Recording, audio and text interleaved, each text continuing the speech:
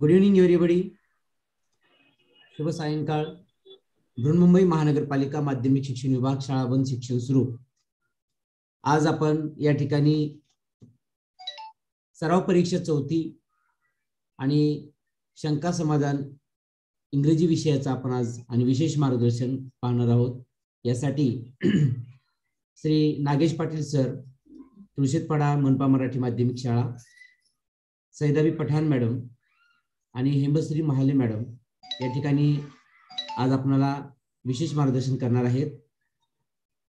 तर मी पठाण मॅडम यांना अशी विनंती करतो की त्यांनी आजच्या व्याख्यानाला सुरुवात करावी. Okay sir, thank you.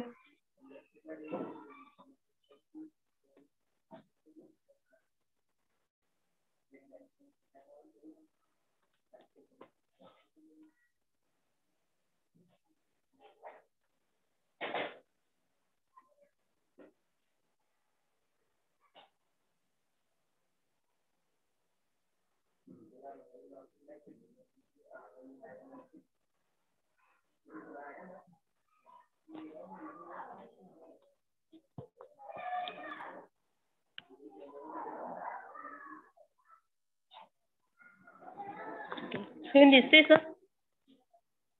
हाँ मॅडम, दिसते मॅडम, सुरू करा. Okay. Good evening all of you. I heartily welcome all of you on today's online workshop session of English that is organized by Greater Mumbai Municipal Corporation by our Secondary Education Department. Today we are going to guide you on English activity sheet number 4. Actually we are 3 people for this guidance session. I am the first one of it. Myself, Saida Pathan from Tardev Municipal Secondary School. I am going to guide you on question number 1st, 2nd, and 4th, which are asked for 45 marks, and overall it takes 80 minutes. It means 1 hour and 20 minutes. So I think without wasting your time, or I have here said that without wasting our time, let us start to our session. Okay. Section number 1, that is language study. Dear children, you very well know that what is a language study. Language study, it includes activities based on grammar and vocabulary. The question type and area of grammar is predetermined in this activity. There will be options of the items in this section.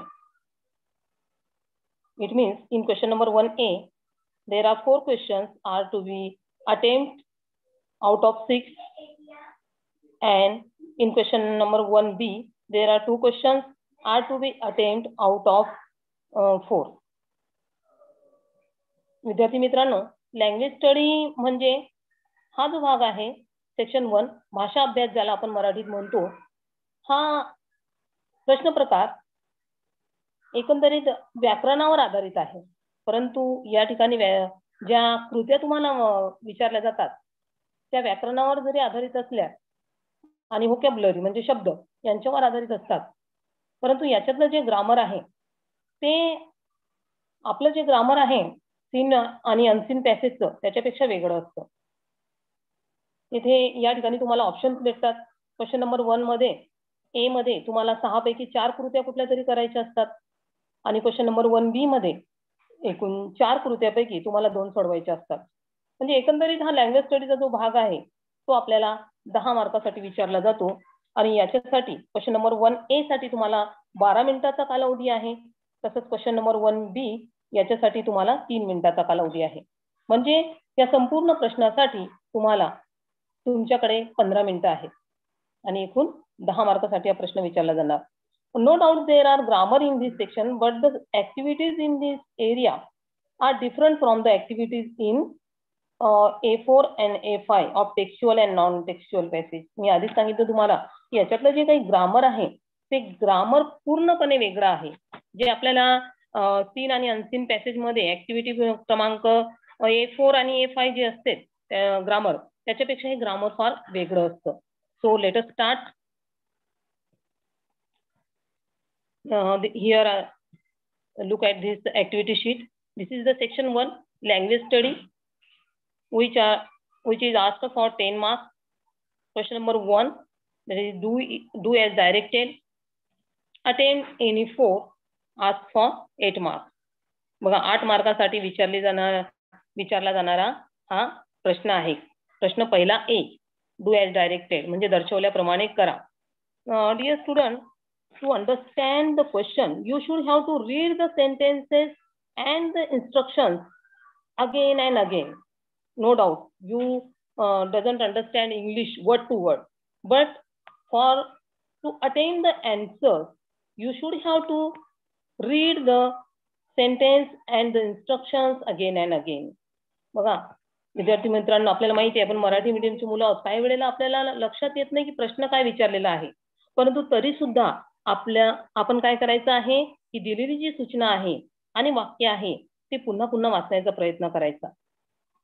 बघा आता for example या ठिकाणी first कृती आहे आपल्याला या ठिकाणी दिलेली, complete the words by using the correct letters. Complete the words by using the correct letters. Here you have given 4 words. त्या ठिकाणी तुम्हाला 4 शब्द देण्यात येतात and each word asks for half mark and totally it's asks for 2 marks. एका शब्दाला अर्धा mark असे 4 शब्द आहेत म्हणजे एकूण ते 2 मार्कासाठी विचारलं जातं. What you will have to do in this activity? First of all, think about vowels. That is A, E, I, O, U. Okay, तुम्हाला याच्यामध्ये विद्यार्थी मित्रांनो पहिल्यांदा जे स्वर आहेत A, E, I, O, U हे बघायचे. बघा हे जे शब्द असतात या ठिकाणी हे शब्द तुमच्या पुस्तकाच्या बाहेरचे कधीच नसतात. तुम्हाला तुमचे शिक्षक जेव्हा शिकवतात तर त्यावेळेला जे कठीण शब्द त्या ठिकाणी तुम्हाला ते सांगतात, त्याचा अर्थ सांगतात, फळ्यावर लिहून देतात. त्यावेळेला जर तुम्ही लक्ष दिलेलं असेल तर निश्चितपणे या दिलेल्या 4 शब्दांमध्ये कुठला शब्द मिस आहे हे तुमच्या लगेच लक्षात येईल. म्हणून त्या ठिकाणी हे शब्द आपल्या पाठ्यपुस्तकाचे आहेत, परिचयाचे आहेत, म्हणून आपल्याला ते तुम्ही वाचल्यानंतर त्याची लिंक लागते. म्हणून पहिल्यांदा आपण या ठिकाणी याच्यामध्ये AEIOU हे जे स्वर मी सांगितले त्याचा वापर करून बघायचा आणि एक नवीन अर्थपूर्ण शब्द बनतोय का हे बघायचं.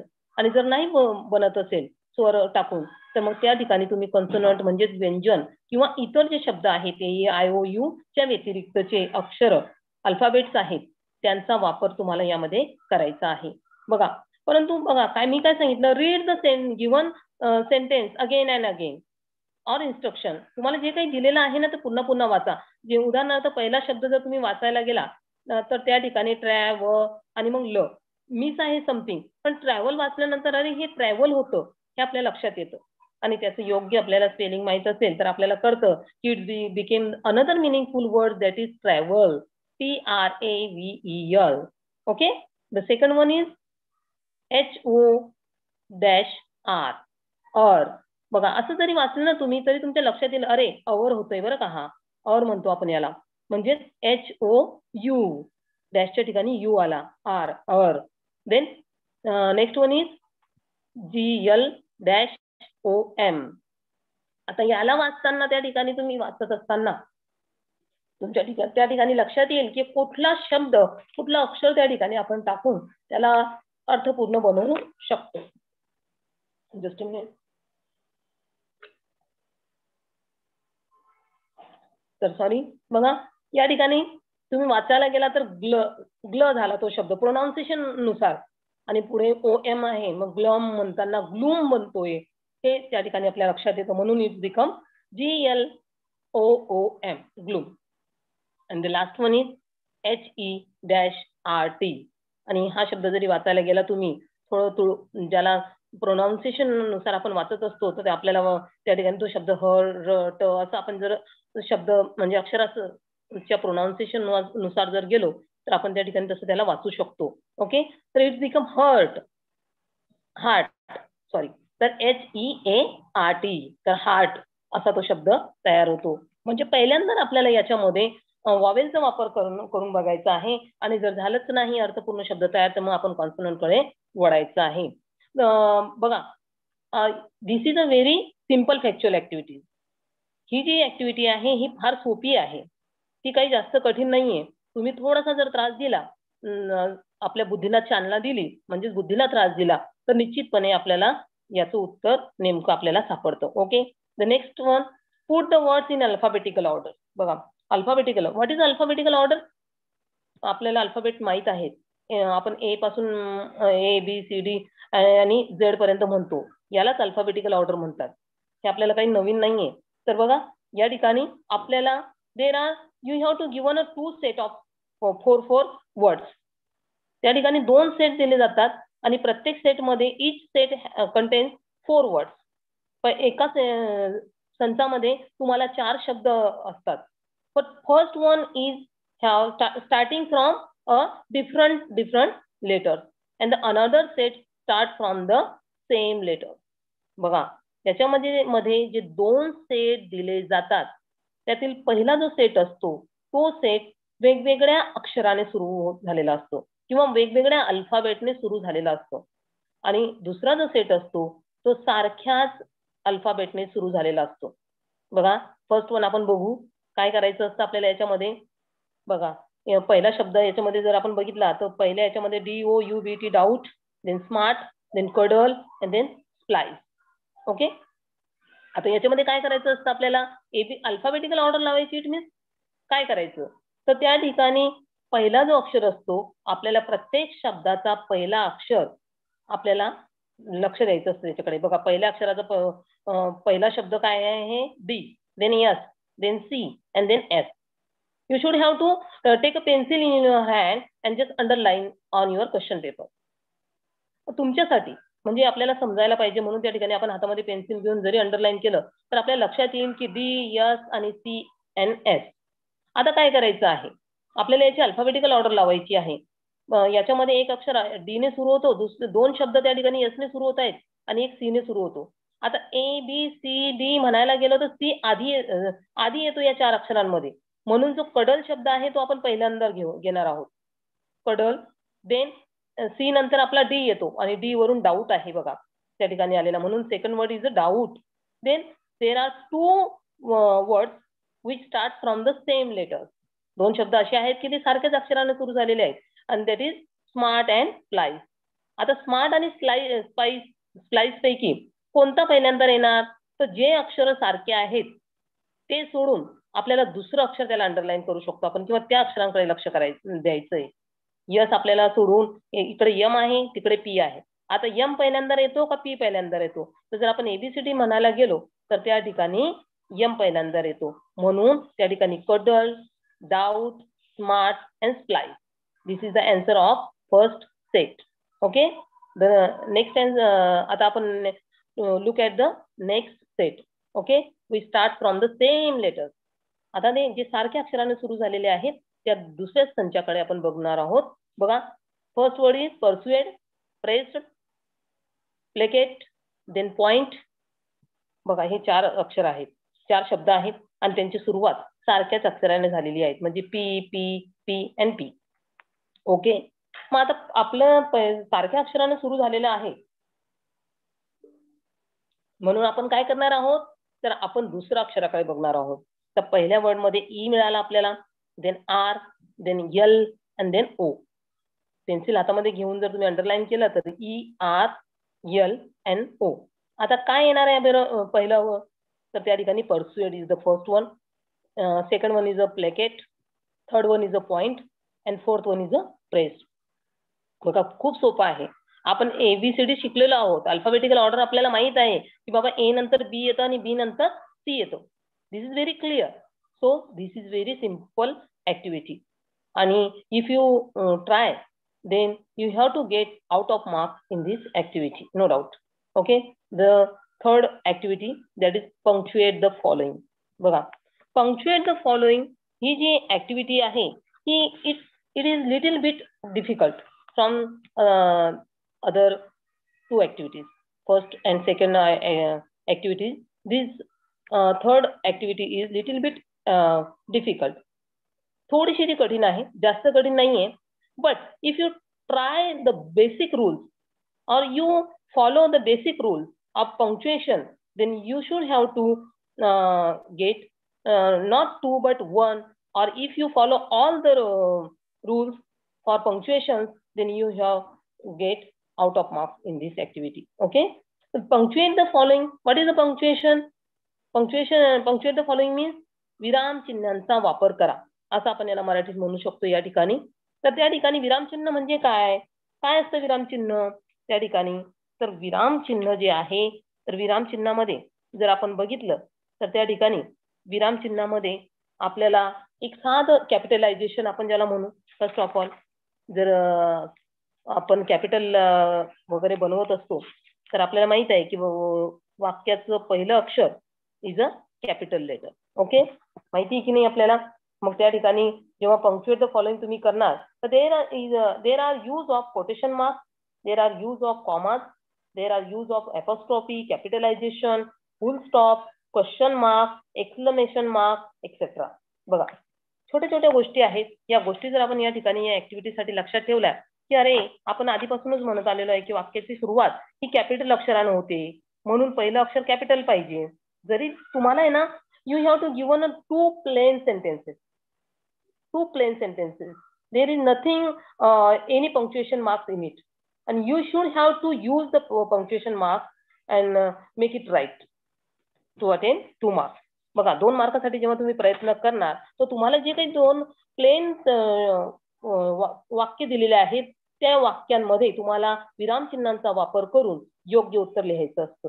आणि म्हणून जे मी सांगितलं जे बदल करायचे आपल्याला ते बदल जर आपण लक्षात ठेवले, जसे की कोटेशन मार्क असो किंवा कॉमाज असो किंवा एपोस्ट्रॉफी असो किंवा कॅपिटलायझेशन असो, फुल स्टॉप असो की क्वेश्चन मार्क आणि एक्सक्लेमेशन मार्क असो, ते जर आपण लक्षात ठेवलं तर आपण ही जी लिटल बिट डिफिकल्ट आहे ही ऍक्टिव्हिटी ती सुद्धा it becomes very easy for you. Okay, बघा काय करायचंय आपल्याला. वाक्याची सुरुवात कॅपिटल अक्षराने होते ना, तर बघा डाएटचा डी बिकम्स कॅपिटल.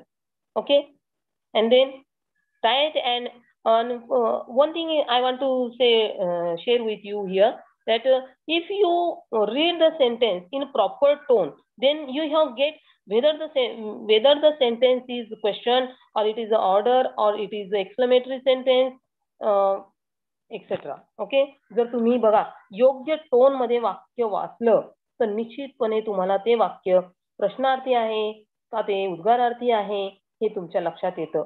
और it may be the direct speech, एक प्रत्यक्ष कथांतर नाही ना असं तुमच्या लक्षात येतं. तर ह्या गोष्टी छोट्या छोट्या जरी असल्या आणि तुम्ही बेसिक नियम जरी फॉलो केले ना तर इट्स ओके. बघा या ठिकाणी डाएटचा डी आपण कॅपिटल घेतला आणि diet and nutrition must have. आता या ठिकाणी जे मस्ट आणि हॅव त्याचं कॉन्ट्रॅक्टेड फॉर्म या ठिकाणी दाखवलं गेलेलं नाहीये, तर ते त्या ठिकाणी दाखवलं गेलेलं आहे. बघा उत्तरामध्ये मस्ट हॅव त्या ठिकाणी केलं आहे. त्याच्यानंतर बीन अकी फॅक्टर हा जो शब्द आहे याच्यावर जोर द्यायचा आहे म्हणून त्याला it's come in a single inverted comma. Okay, तो एकेरी अवतरण चिन्हात आपल्याला दाखवायचे कारण सांगणाऱ्याला याच्यावर जोर द्यायचा आहे की अ की factor. Okay, in your conditioning for the Olympics. बघा आता ऑलिम्पिक्स आहे म्हटल्यानंतर ऑलिम्पिकचे गेम असतात वगैरे आपल्याला माहिती आहे. म्हणजे ऑलिम्पिक एक नाम आहे, नाऊन आहे आणि ते आपल्याला सर्वांनाच माहित आहे, म्हणून आपण काय करणार त्याचं पहिलं अक्षर कॅपिटल बनवणार. बघा उत्तरामध्ये दिलेलं आहे की डाएटचा डी मोठा काढलेला आहे, मस्ट हॅवचा जो कॉन्ट्रॅक्टेड फॉर्म आहे तिथं आपण चिन्ह दिलेलं आहे, अ की फॅक्टर याला सिंगल अवतरण चिन्हात घेतलेला आहे आणि ऑलिम्पिकचा ओ कॅपिटल काढलेला आहे आणि शेवटी फुल स्टॉप आहे. ओके, नेक्स्ट वन बघा, Bholi are you crazy shouted Ramlal. बघा वाक्याला जर तुम्ही योग्य रीतीने वाचलं ना तर लक्षात येतं की हे काय आहे, प्रश्न आहे. मला असं वाटतं मी ज्याप्रमाणे वाचलं निश्चित तुमच्यापैकी बहुतेकांना समजले असेल. It is a question. Okay, म्हणजे याच्यामध्ये क्वेश्चन मार्क येणार आहे आणि it is in a direct speech हे पण आहे. वाक्यामध्ये जर आपण बघितलं तर पहिलं अक्षर आपण भोली हे नाम आहे किंवा पहिलं अक्षर आहे भोलीचं म्हणून बी कॅपिटल मध्ये येणार. रामलाल शेवटचं जे दिलेलं आहे रामलाल सुद्धा नाम आहे आणि म्हणून रामलालचा आर हा पण कॅपिटल असणार आहे. मग कसं उत्तर येणार आहे बघा. कॉमा इंटू इन्व्हर्टेड कॉमा, बोलीचा बी आपण कॅपिटल काढला, Bholi comma are you crazy question mark inverted comma comma completed shouted Ramlal. बघा रामलालचा आर कॅपिटल काढलेला आहे आणि full stop. Okay, next one. Question number 1 आपण बघत आहोत. ए याच्यामधली पुढची कृती आहे make a 4 word minimum 3 letters. Minimum 3 letters using the letters in the given word. Okay, बघा या ठिकाणी तुम्हाला फोकस करायचे फक्त on the word minimum 3 letters. You have to make a 4 letters, no doubt, but the words are minimum 3 letters. They have minimum 3 letters. बघा तुम्ही 4 शब्द बनवणार आहेत, याच्यामध्ये काहीच शंका नाहीये, परंतु प्रत्येक शब्द हा कमीत कमी 3 अक्षराचा पाहिजे, त्यापेक्षा कमी नको. 3 अक्षर किंवा 3 पेक्षा जास्त, परंतु 3 अक्षराचा तो पाहिजे. This is the condition in this for this activity. Okay, आणि तुम्हाला बनवायचे आहेत 4 शब्द. तुम्हाला एक शब्द दिलेला जातो, मोठा शब्द, आणि here you have given dedication. बघा एक शब्द दिलेला आहे डेडिकेशन, आणि डेडिकेशन वरून तुम्हाला 4 शब्द बनवायचे आहेत, परंतु त्याला कमीत कमी 3 शब्द तरी पाहिजे प्रत्येक शब्दामध्ये. आणि म्हणून तुम्हाला 4 सांगितलेले. I have to suggest here to you that you have to not attempt only for 4 words but more than 4. Make 10 words, make 6 words, but not only 4 words, because it is very simple activity. बघा खूप सोपी आहे activity, आणि म्हणून फक्त 4 शब्दच बनवू नका, कारण एखादा जर चुकला तर आपल्याला याच्यामध्ये पूर्णचे पूर्ण 2 मार्क कसे मिळणार हा आपला अटेम्प्ट राहणार आहे. आणि म्हणून तुम्ही जास्तीत जास्त शब्द याच्यामध्ये बनवण्याचा प्रयत्न करा.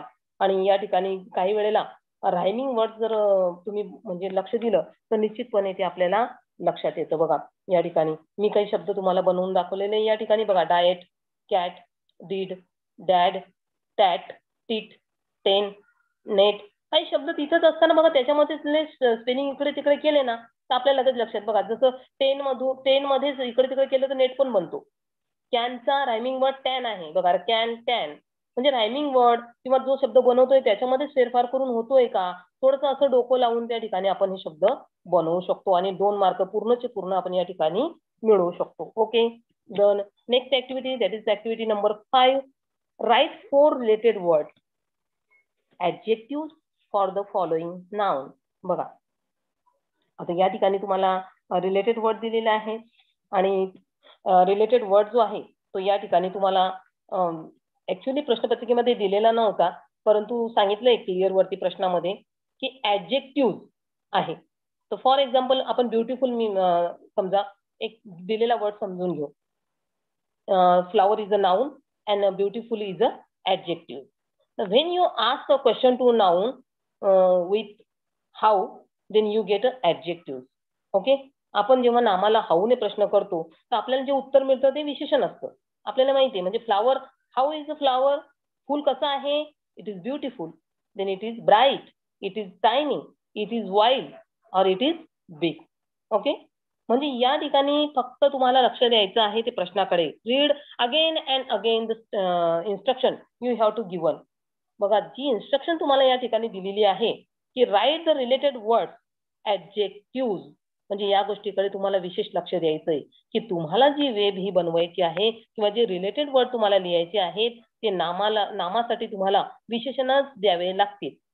विशेषणाच्या व्यतिरिक्त देऊ नका. जे सांगितलेलं आहे तेच फॉलो करा.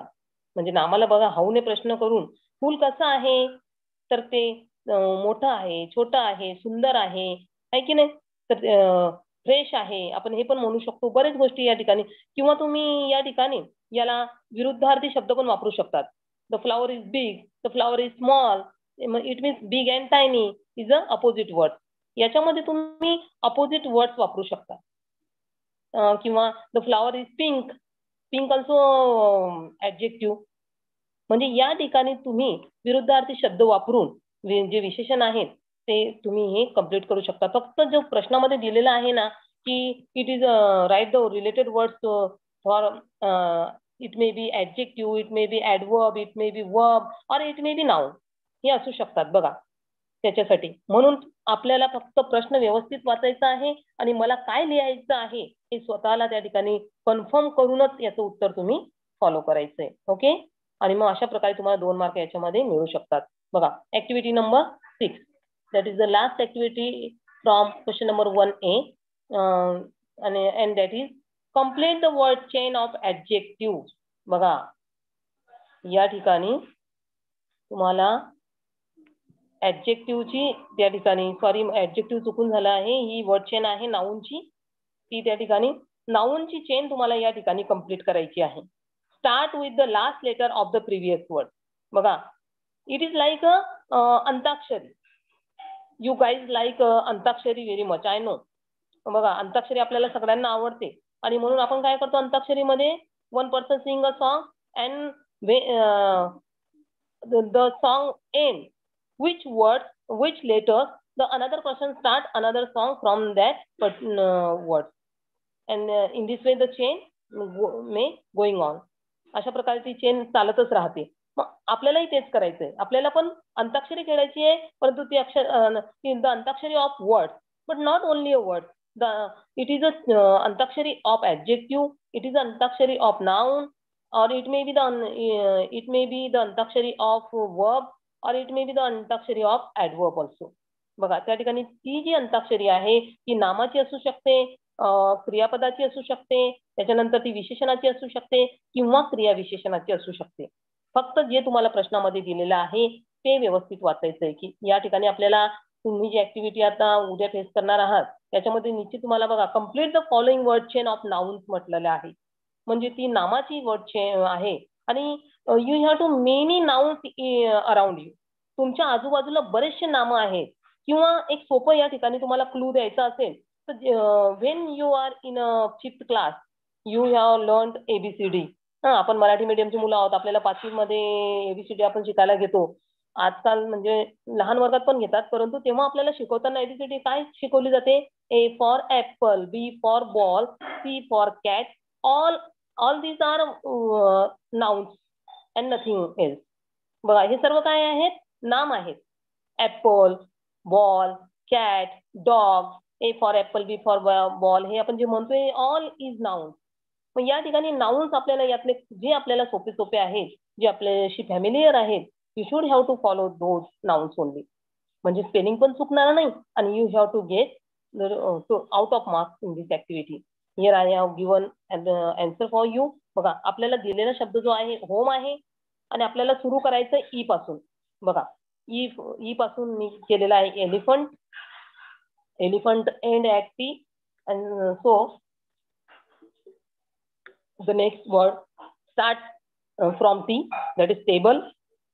Table ends on E, and so the next word is eagle, which is start from E and end from E, and then the last word is eraser, that is start from E.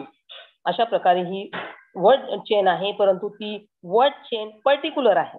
बघा म्हणजे एक माळ बनवायची आहे, परंतु ती माळ बनवत असताना किंवा आपण हार बनवतो, तर हार बनवत असताना फक्त त्याच्यामध्ये मोगऱ्याचीच फुलं ओवायची ॲज अ नाउन समजा, किंवा आपल्याला माळ बनवायची आहे तर त्याच्यामध्ये गुलाबाची फुलं म्हणजे ती ऍडजेक्टिव्ह. अशा प्रकारे म्हणजे एकाच वर्गाचे आहेत. आणि जर तुम्ही ही सिंपल ऍक्टिव्हिटी आहे तुम्ही जर ही फॉलो केली तर निश्चितपणे तुम्हाला याच्यामध्ये सुद्धा आउट ऑफ मार्क्स मिळू शकतात. Okay, no doubt. Okay, the next one here is a question number 1B which is asked for 2 marks. There are 4 activities and you should have to attempt any two of it. Okay, बघा this section of the language study is complex actual activities. या भागामध्ये तुम्हाला थोड्याशा कठीण activities आहेत, but 4 पैकी 2 सोडवायचे आहेत म्हटल्यानंतर 2 मार्क मिळवणे एवढे काही या ठिकाणी कठीण नाहीये. तुम्ही जर प्रयत्न केला तर निश्चितपणे या लँग्वेज स्टडी मध्ये तुम्हाला आउट ऑफ मार्क्स मिळू शकतात. Okay, let us see. Attempt first one, attempt any one. बघा A, make a meaningful sentence by using the phrase to muster up courage. बघा तुम्हाला या ठिकाणी you should have to given a proverb here and using in your own sentence, you have to make the sentence meaningful to using that particular proverb. बघा तुम्हाला जो वाक्प्रचार दिला जातो त्या वाक्प्रचाराला तुम्हाला तुमच्या वाक्यामध्ये त्याचा वापर करायचा आहे आणि एक अर्थपूर्ण वाक्य बनवायचं आहे त्या ठिकाणी. आता आपल्याला याच्यासाठी काय करायचं असतं, जो दिलेला वाक्प्रचार असेल आपल्याला बघा वाक्प्रचाराचा वाक्यात उपयोग करा ही गोष्ट मराठी आणि हिंदीमध्ये बऱ्यापैकी माहिती आहे, कारण वाक्प्रचाराचा आपण अर्थ सांगून वाक्यात उपयोग करत असतो. तर ही ऍक्टिव्हिटी सेम आहे, फक्त इंग्लिशमध्ये आहे, फरक एवढाच आहे. मग याच्यासाठी आपल्याला दिलेल्या वाक्प्रचाराचा अर्थ माहित असणे महत्वाचं आहे. आता याच्यामध्ये जे दिलंय टू मस्टर अप करेज, याचा अर्थ होतो धैर्य वाढवणे, असा याचा अर्थ होतो. आणि जेव्हा याला वाक्यामध्ये वापरत असताना आपण वाक्य तसं द्यायचं की ज्याच्यामध्ये धैर्य आपण कुणाचं तरी वाढवतोय आहे किंवा कुणाचं तरी धैर्य वाढतं आहे आणि according to the tense the form of this proverb is changes. बघा त्या ठिकाणी त्याचा फॉर्म चेंज होणार आहे. तर बघा मी एक वाक्य दिलेलं आहे या ठिकाणी उत्तरामध्ये, he mustered up enough courage to attack the difficulty. त्या ठिकाणी ही मस्टर्ड अप इनफ म्हणजे त्याने स्वतःच धैर्य वाढवलं या ठिकाणी, धैर्य त्या ठिकाणी त्याने वाढवलेलं आहे टू अटॅक द डिफिकल्टी. आलेल्या समस्यांना सामोरं जाण्यासाठी, त्याच्यावर हल्ला चढवण्यासाठी त्याने धैर्य वाढवलेलं आहे असं आपण म्हणू शकतो या ठिकाणी. और यालाच और एक कृती आहे त्या ठिकाणी दिलेली, ही एक किंवा असते, परंतु तुम्ही बघा या लँग्वेज स्टडीमध्ये सोडायचं काही नाहीच आहे, अटेम्प्ट सर्वच करायचंय कारण सोपं आहे आणि मार्क कव्हरिंगसाठी this is the best part of our activity sheet. खूप मस्त भाग आहे हा, की याच्यामध्ये तुम्ही पूर्णचे पूर्ण कमी लिखाणामध्ये जास्तीत जास्त मार्क मिळवू शकतात. म्हणून जरी क्वेश्चन नंबर 1B हा भाग थोडासा कठीण असला तरी सुद्धा तुम्ही त्याला त्या ठिकाणी अटेम्प्ट करायचं आहे.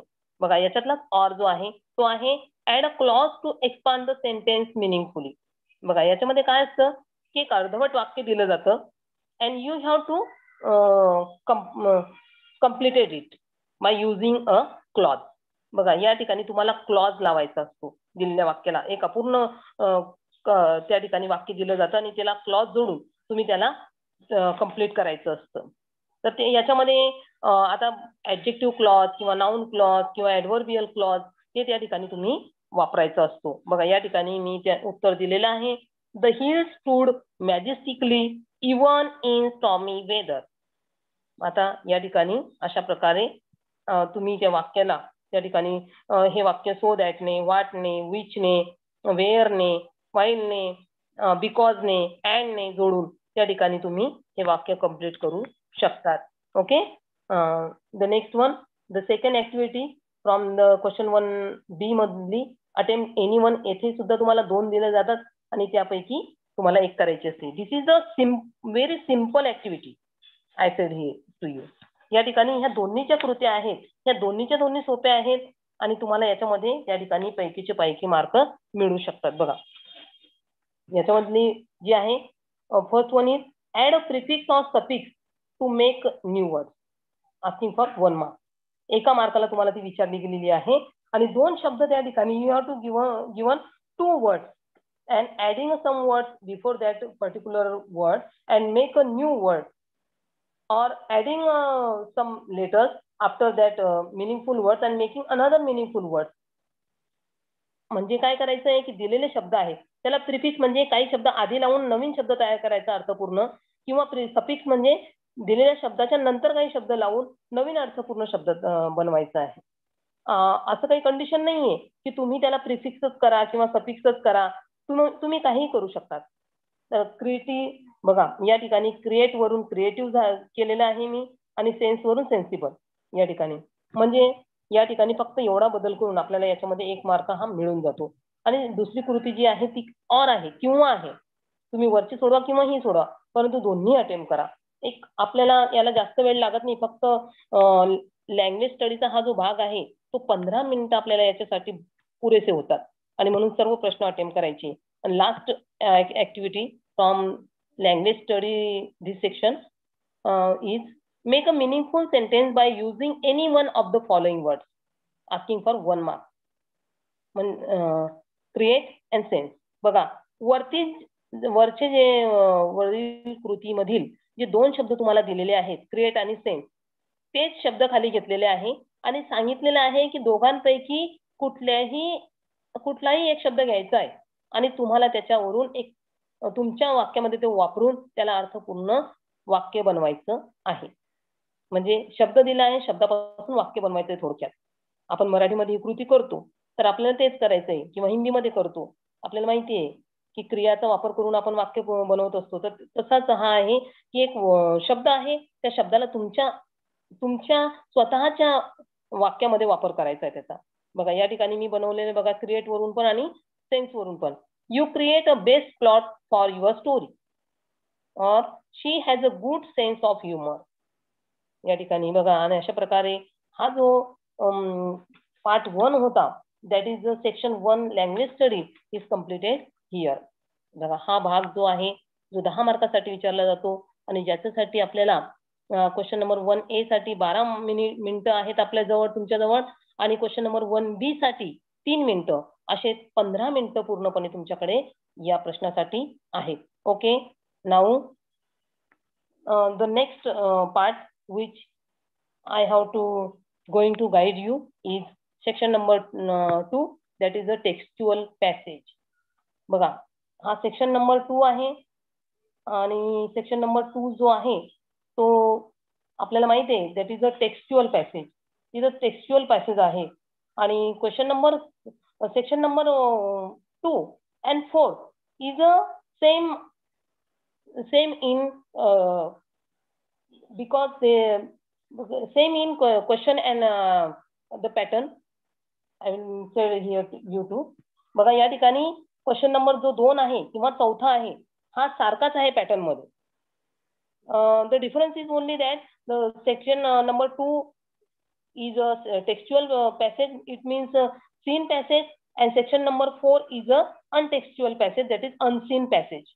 बघा फरक काय आहे फक्त की सेक्शन नंबर जो 2 आहे त्याच्यामध्ये टेक्स्च्युअल म्हणजे पाठ्यक्रमातील उतारे आहेत म्हणजे सीन पॅसेज आहेत, तर सेक्शन नंबर 4 म्हणजे अनटेक्स्च्युअल पॅसेज आहे, नॉन टेक्स्च्युअल पॅसेज आहे म्हणजे आपल्या पाठ्यपुस्तकाच्या बाहेरील आहे आणि ते अनसीन पॅसेज आहे म्हणतो आपण त्याला. एवढाच फरक आहे. बाकी the activities from the section number 2 and section number 4 are same. Both have the 5 activities asked for 10 marks. There are 5 activities asked for 10 marks. Each activity asked for 2 marks each. बघा प्रत्येक कृतीला 2 मार्क असतात. A1 that is a very simple factual activity which is asked for 2 marks. A2 the complex factual activity which is asked for 2 marks. A3 that is activity based on vocabulary which is asked for 2 marks.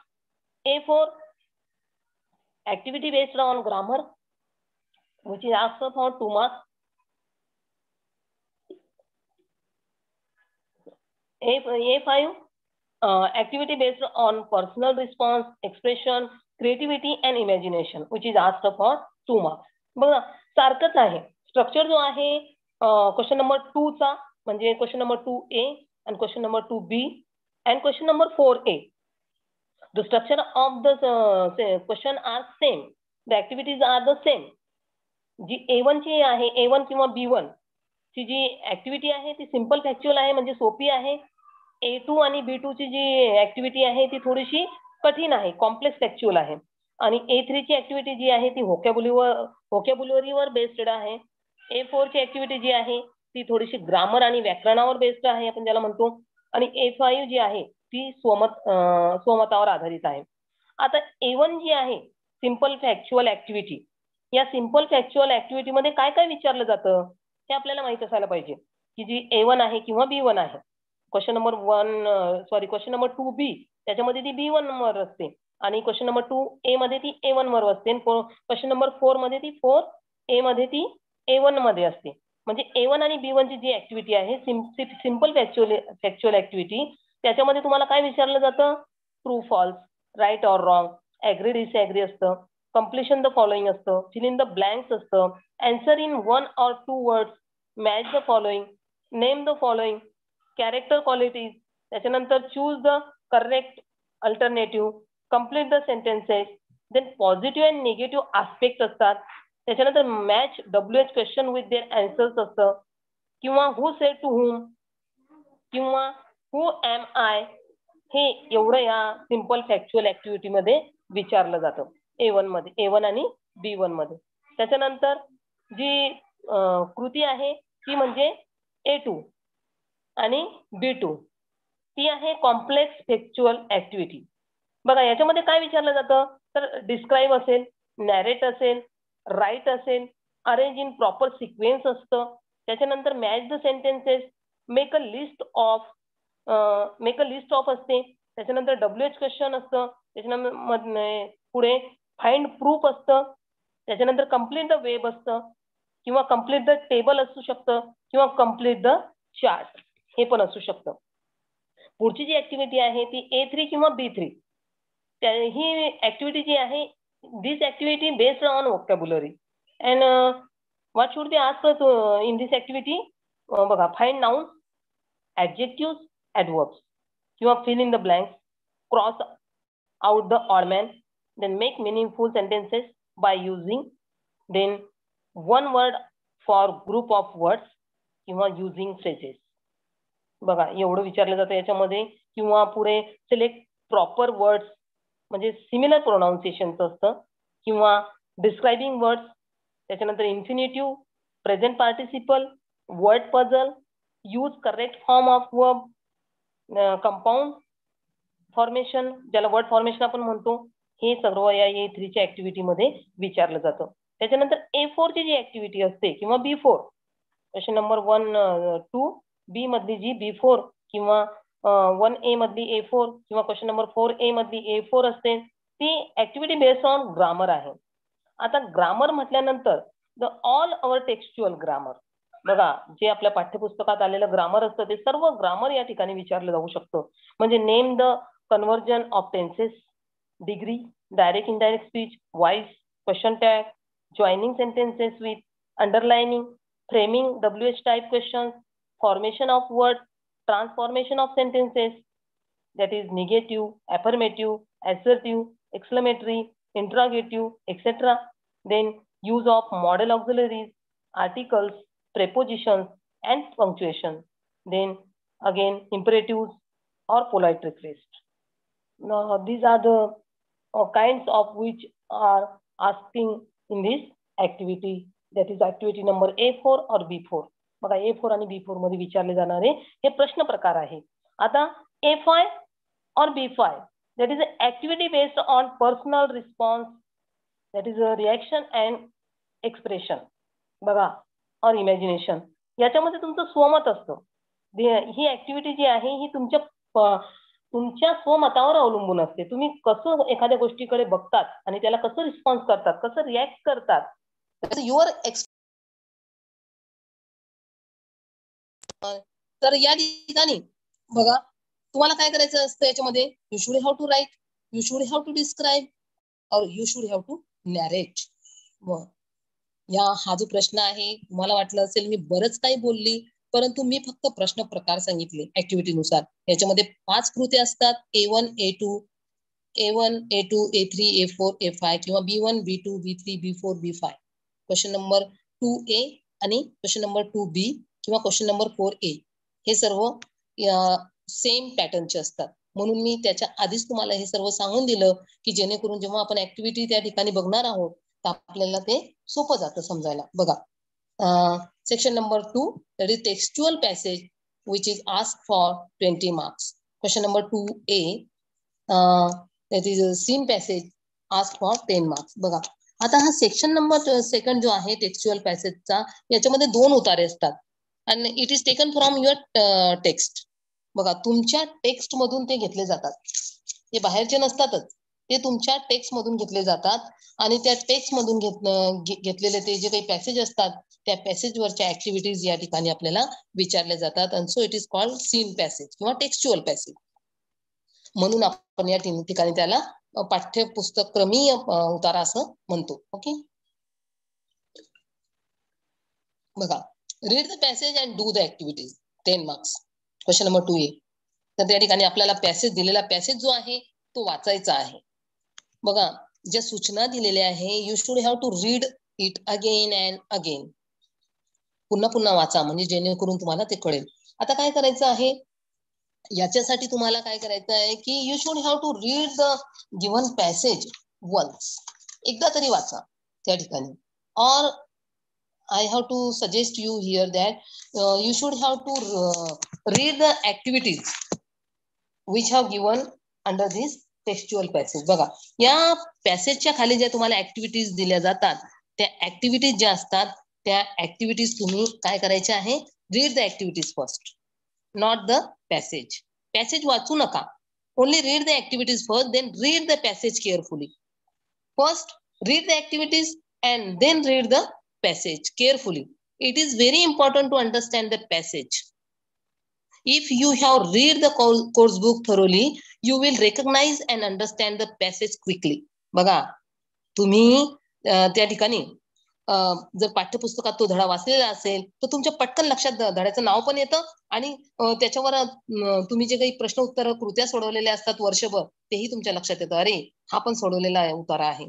म्हणून पहिल्यांदा काय करायचं, तुम्ही उतारा न वाचता त्या ठिकाणी ज्या काही कृत्या दिलेल्या असतात त्या कृत्या पहिल्यांदा वाचायच्या आणि मग कृती वाचून A1, A2, A3, A4, A5 पाचच्या 5 कृत्या वाचायच्या आणि मग त्या ठिकाणी तुम्ही पॅसेज वाचायचं आहे. आणि there are given 2 textual passage in this section. So त्या ठिकाणी फक्त तुम्हाला याच्यासाठी एक स्पीड घ्यायचा आहे, कारण याला पहिल्या उतार्यासाठी तुम्हाला त्या ठिकाणी 15 मिनिटाचा कालावधी दिलेला आहे आणि दुसऱ्या उतार्यासाठी सुद्धा 15 मिनिटाचा, म्हणजे असा अर्धा तास तुमच्याकडे या प्रश्नासाठी सेक्शन नंबर 2 टेक्स्च्युअल पॅसेज साठी आहे, 20 मार्क्स साठी. ओके, तर बघा या ठिकाणी A1 fill in the blanks, ask for 2 marks. There are given 4 sentences in which you should have to fill the correct words from the passage. So first of all, read the sentence in the activities. Okay, the first one, the young seagull was alone on his dash dash. बघा या ठिकाणी एक fill in the blanks मध्ये पहिलं जे वाक्य दिलेलं आहे ते तुम्हाला फिल इन द ब्लँक्स म्हणजे रिकाम्या जागा भरासारखं आहे. The young seagull was alone on his. बघा या ठिकाणी तुम्ही जर पॅसेज दिलेला आहे तुम्हाला आपल्याला, त्याच्यामध्ये जर तुम्ही बघितलं ना तर पहिलंच वाक्य त्या ठिकाणी तुमच्या लक्षात येईल, the young seagull was alone on his Lay's. बघा या ठिकाणी दिसतंय लेज, तर म्हणजे उत्तरामध्ये तोच शब्द आलेला आहे, the young seagull was alone on his ledge. The next one is, he felt certain that dash dash would never support him.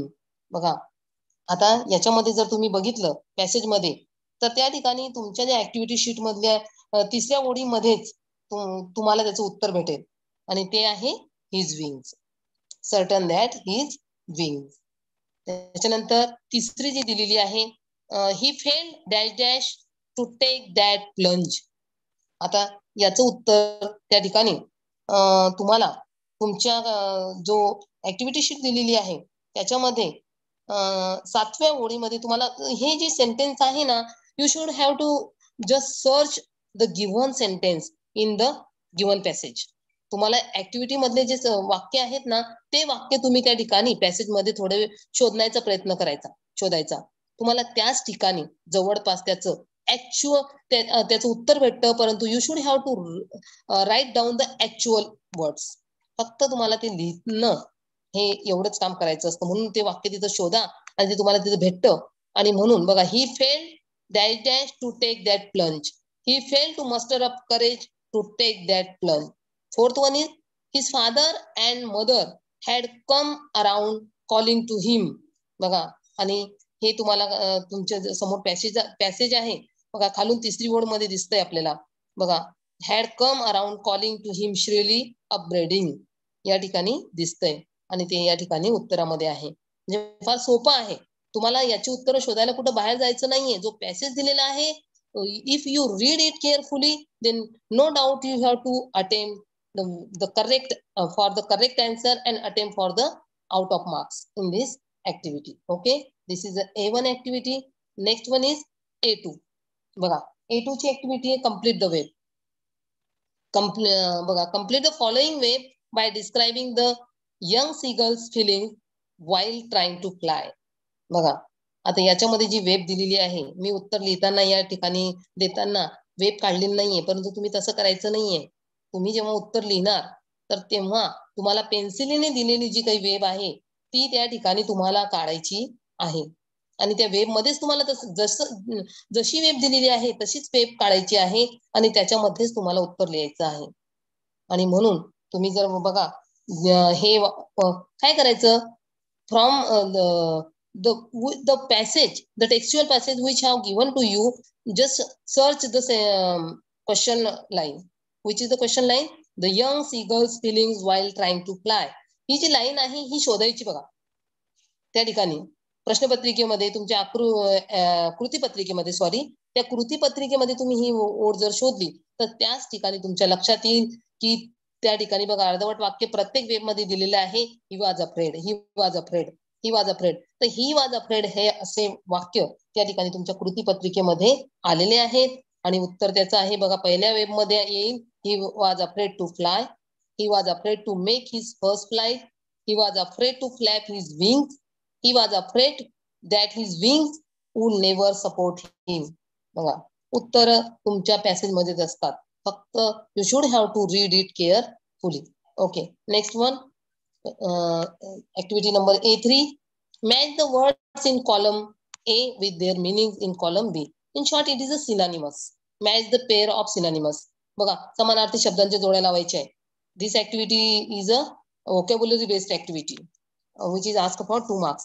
He vocabulary were based आहे आणि म्हणून याच्यामध्ये जी कृती विचारली गेलेली आहे ती सिनोनिमस म्हणजे समानार्थी शब्दांच्या जोड्या लावायची आपल्याला या ठिकाणी विचारलेली आहे. आपल्याला या ठिकाणी दिलेले शब्द जे आहेत ते पॅसेज मधले असतात आणि त्याचा जो अर्थ आहे तो त्या ठिकाणी आपल्याला त्याचा सिनोनिमस हा बाहेरचा असतो. समजा हा तुम्हाला त्याच्यात मिळणार नाही पॅसेज मध्ये, परंतु तो शब्द मिळेल किंवा मिनिंग मिळेल, शब्द मिळणार नाही असं या ठिकाणी दिलेलं असतं. तर या ठिकाणी बघा जोड्या लावामध्ये आपल्याला काय दिलं आहे. फर्स्ट इज कॉलम ए मध्ये ledge, then second is bring, 3 is upgrading आणि 4th इज श्रीली. ओके, बघा या ठिकाणी हे दिलेले आहे 4 आणि इकडे कॉलम बी मध्ये दिलेला आहे in a loud harsh voice. B मध्ये a narrow horizontal shell projecting from a wall or here a cliff असा म्हणून घेतलेला आहे. Not wall, it is a cliff. Then C is the edge of a steep place आणि D is a scolding. आणि जेव्हा धडा शिकवत असतात तेव्हा तुम्हाला अर्थ सांगितलेले असतात. ते जर लक्षात असतील तर आपल्याला लगेच लक्षात येतं की लेस साठी बी आहे, a narrow horizontal shell projecting from a wall or cliff असं घेतलंय. त्याच्यानंतर ब्रिंग साठी सी आहे, the edge of a steep place. 3 upbraiding त्याच्यासाठी आहे डी स्कोल्डिंग. आणि श्रीली 4th वन साठी आहे A, in a loud harsh voice. Okay, next one बघा, this is a A4 activity number A4. Read the following sentences carefully, underline the words and find out the tenses. बघा, this is A4 activity based on grammar, textual grammar. बघा पाठ्यक्रमीय व्याकरणावर आधारित ही कृती असते. Okay, तर A4 याच्यामध्ये जे दिलेलं आहे ती आहे पहिलं सेंटेन्स दिलेलं आहे, 2 सेंटेन्स दिलेले आहे, 2 वाक्य दिलेले आहेत आणि सांगितलेलं आहे की दिलेले वाक्य काळजीपूर्वक वाचा आणि काय करा बघा, अंडरलाईन करा शब्दांना की ज्याच्यावरून म्हणजे त्या ठिकाणी टेन्स तुम्हाला कळेल आणि टेन्स सांगायचा आहे की कोणता टेन्स आहे. फाइंड आउट द टेन्सेस सांगितलंय व म्हणजे काळ शोधून काढा. अंडरलाईन करा शब्दांना आणि काळ शोधून काढा. तर आपल्याला टेन्स आपल्याला माहित आहे की वर्तमान काळ, भूतकाळ आणि भविष्यकाळ, present tense, past tense, future tense आहे. त्याचे उपप्रकार पण आहेत. आता एवढे या ठिकाणी आपण घेऊ शकत नाही, परंतु जर आपण वाक्य वाचलं बघा पहिलं की his 2 brothers and his sisters had already flown away. तर बघा क्रियापदावरून वाक्याचा काळ कळतो आपल्याला किंवा त्याच्यासाठी जे सहाय्यकारी क्रियापद वापरलं जातं त्याच्यावरून आपल्याला कळतं. आता या वाक्यामध्ये हॅड आला आहे, बरोबर आहे की नाही, आणि फ्लॉन आहे म्हणजे हा जो काळ आहे हा पास्ट परफेक्ट टेन्स आहे. हॅड फ्लॉन क्रियापदाचं 3रं रूप आलेलं आहे आणि हॅड वापरलेलं आहे.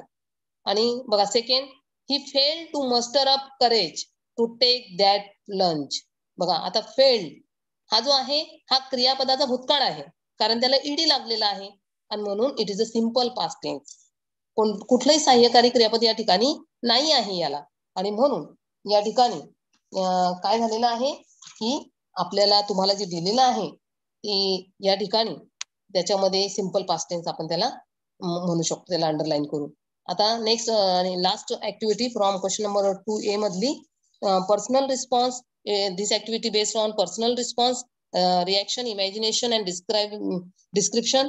बघा, are you afraid of playing any outdoor games? Explain why. बघा आता याच्यामध्ये हा जो A5 ची जी आकृती दिलेली आहे ही कशी आहे? This is a personal response and these activities based on some point or aspect arising from the passage. What should you have to do here? You should think carefully and answer these activities in your own words. Write about 3 to 4 sentences. If the question is very specific, write only as many points as are required. This activity carries 2 marks. Okay? बघा, या activity साठी 2 mark असतात आणि म्हणून जेव्हा तुम्ही ही activity follow करणार तर फक्त 3 ते 4 ओळीपर्यंत उत्तर लिहिणं याच्यामध्ये अपेक्षित आहे. बहुतेक वेळेला या ठिकाणी वर्बल क्वेश्चन असतात आणि ते वर्बल क्वेश्चनच तुम्हाला विचारला या वेळेला. बघा प्रश्न काय आहे? Are you afraid of playing any outdoor games? Explain why. बघा, तुम्ही एखादा आउटडोर गेम खेळायला घाबरता का असं विचारलेलं आहे. याचं उत्तर आपण येस नो मध्येच देणार आणि कारण पण विचारलंय की का. Explain why. बघा उत्तर या ठिकाणी आता मी माझ्या पॉइंट ऑफ व्ह्यू ने दिलाय. You should have to write down in your point of view because it is totally depend on your own response. Okay. Yes, I am afraid of playing kabaddi. Why? It appears to me rough and tough game. I am very much afraid of the injuries caused in it. I can't endure the thought of injury. I believe that it is a game for only strong and healthy people. असं या ठिकाणी मी माझ्या तऱ्हेने दिलेलं आहे. तुम्ही सुद्धा तुमचा पर्सनल एक्सपिरियन्स या ठिकाणी शेअर करू शकतात. ओके. बघा हा पण सेम आहे स्ट्रक्चर जो क्वेश्चन नंबर 2A मध्ये आहे, सेम आहे. You should have to read carefully first the activities and then the passage. Okay. बघा पहिल्यांदा ऍक्टिव्हिटीज वाचायच्या आणि मग पॅसेज वाचायचा. आता बघा या ठिकाणी दिलेला आहे तुम्हाला जो उतारा दिलेला आहे त्या उतारावरून तुम्हाला त्या ठिकाणी आपण ऍक्टिव्हिटी नंबर B1 वाचणार आहोत. बघा, state who and what. This activity is a little bit complex textual. ही कॉम्प्लेक्स टेक्स्चुअल आहे, थोडीशी कठीण असते, परंतु ट्राय केल्यानंतर ती सोपी होते कारण त्याची उत्तरं सुद्धा आपल्याला पॅसेज मध्येच भेटतात. बघा, स्टेट हू अँड व्हॉट म्हणजे exact in words, only in words you should have to write down the answer. फक्त काही शब्दांमध्ये उत्तर तुम्हाला लिहायचे. There are given 4 each for half marks. बघा 4 दिलेले आहेत, प्रत्येकाला अर्धा मार्क आहे. बघ, कलर्स द एंटायर स्काय. त्या ठिकाणी दिलंय कलर्स द एंटायर स्काय. कसं आहे तर कोणी कलर्स केलं एंटायर स्कायला तर अ रेनबो त्या ठिकाणी आलेलं आहे. याच्यामध्ये मला जो पॅसेज दिला आहे तो त्या पॅसेज मध्ये ते आलेलं आहे. त्याच्यानंतर second one, takes new shapes with every passing moment. आणि त्याचं सांगायचंय की हू अँड व्हॉट. तर त्या ठिकाणी तुमच्या पॅसेज मध्ये आलेला आहे क्लाउड्स. त्या ठिकाणी क्लाउड्स म्हणून आलेला आहे. Third one is makes trees dance. Who makes trees dance? The wind. The fourth one is changes its form according to the dictate of the sun and the wind. And the answer is water. बघा, कोण आणि काय असं आहे आणि म्हणून शब्दातच उत्तर द्यायचंय. नेमकं तेच द्यायचंय, जास्त लिहायचं नाही कारण वेळ तुमच्याकडे कमी आहे आणि जर गरजच नाही तर लिहायचंच कशाला. तुमची एनर्जी वाया घालवायची नाहीच आहे. आणि this is the second activity from question number 2B, that is B2. Complete the following web. बघा एक वेव दिलेली आहे आणि ती वेव आपल्याला या ठिकाणी कम्प्लीट करायची आहे. अगेन या ठिकाणी प्रश्न वाचायचा आहे. या ठिकाणी ऍक्टिव्हिटी मधला we experience the alchemy of nature when dash dash असं सांगितलं आहे. आणि या ठिकाणी त्या वेब मध्ये बघा 2 वेब आपल्याला कम्प्लीट करायचे आहे. त्याच्यामध्ये उत्तर द्यायची आहे. When we see a caterpillar dash dash. And when we see a flower dash dash. आणि जर तुम्ही त्या पॅसेज मध्ये बघितलं, जो टेक्स्च्युअल पॅसेज आहे क्वेश्चन नंबर 2B मधला, तर तुम्हाला त्या ठिकाणी दिसेल वाक्य की we experience the alchemy of nature when we see a caterpillar turn into butterfly or when we see a flower turn into a fruit.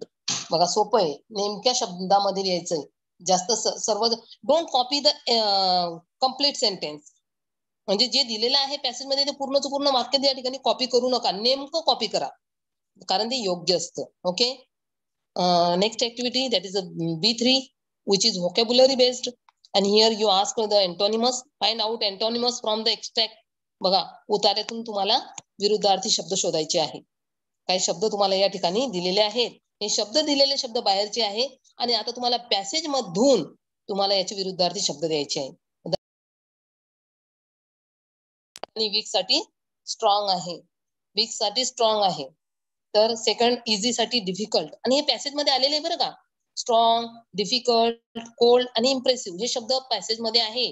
फक्त तुम्हाला शोधायचं आहे की इझी साठी डिफिकल्ट हा विरुद्धार्थी शब्द आहे, किंवा हॉट साठी कोल्ड आहे, किंवा अनइम्प्रेसिव्ह साठी इम्प्रेसिव्ह हा शब्द विरुद्धार्थी आहे. बघा इथं you have to given 4 words, each one is asked for half mark. नाही आके पंचाकना फोन मत which is asked for 2 marks. म्हणजे 4 शब्द आहे, प्रत्येकाला अर्धा अर्धा मार्क आहे, तर ते 2 मार्कासाठी विचारलं आहे. ओके.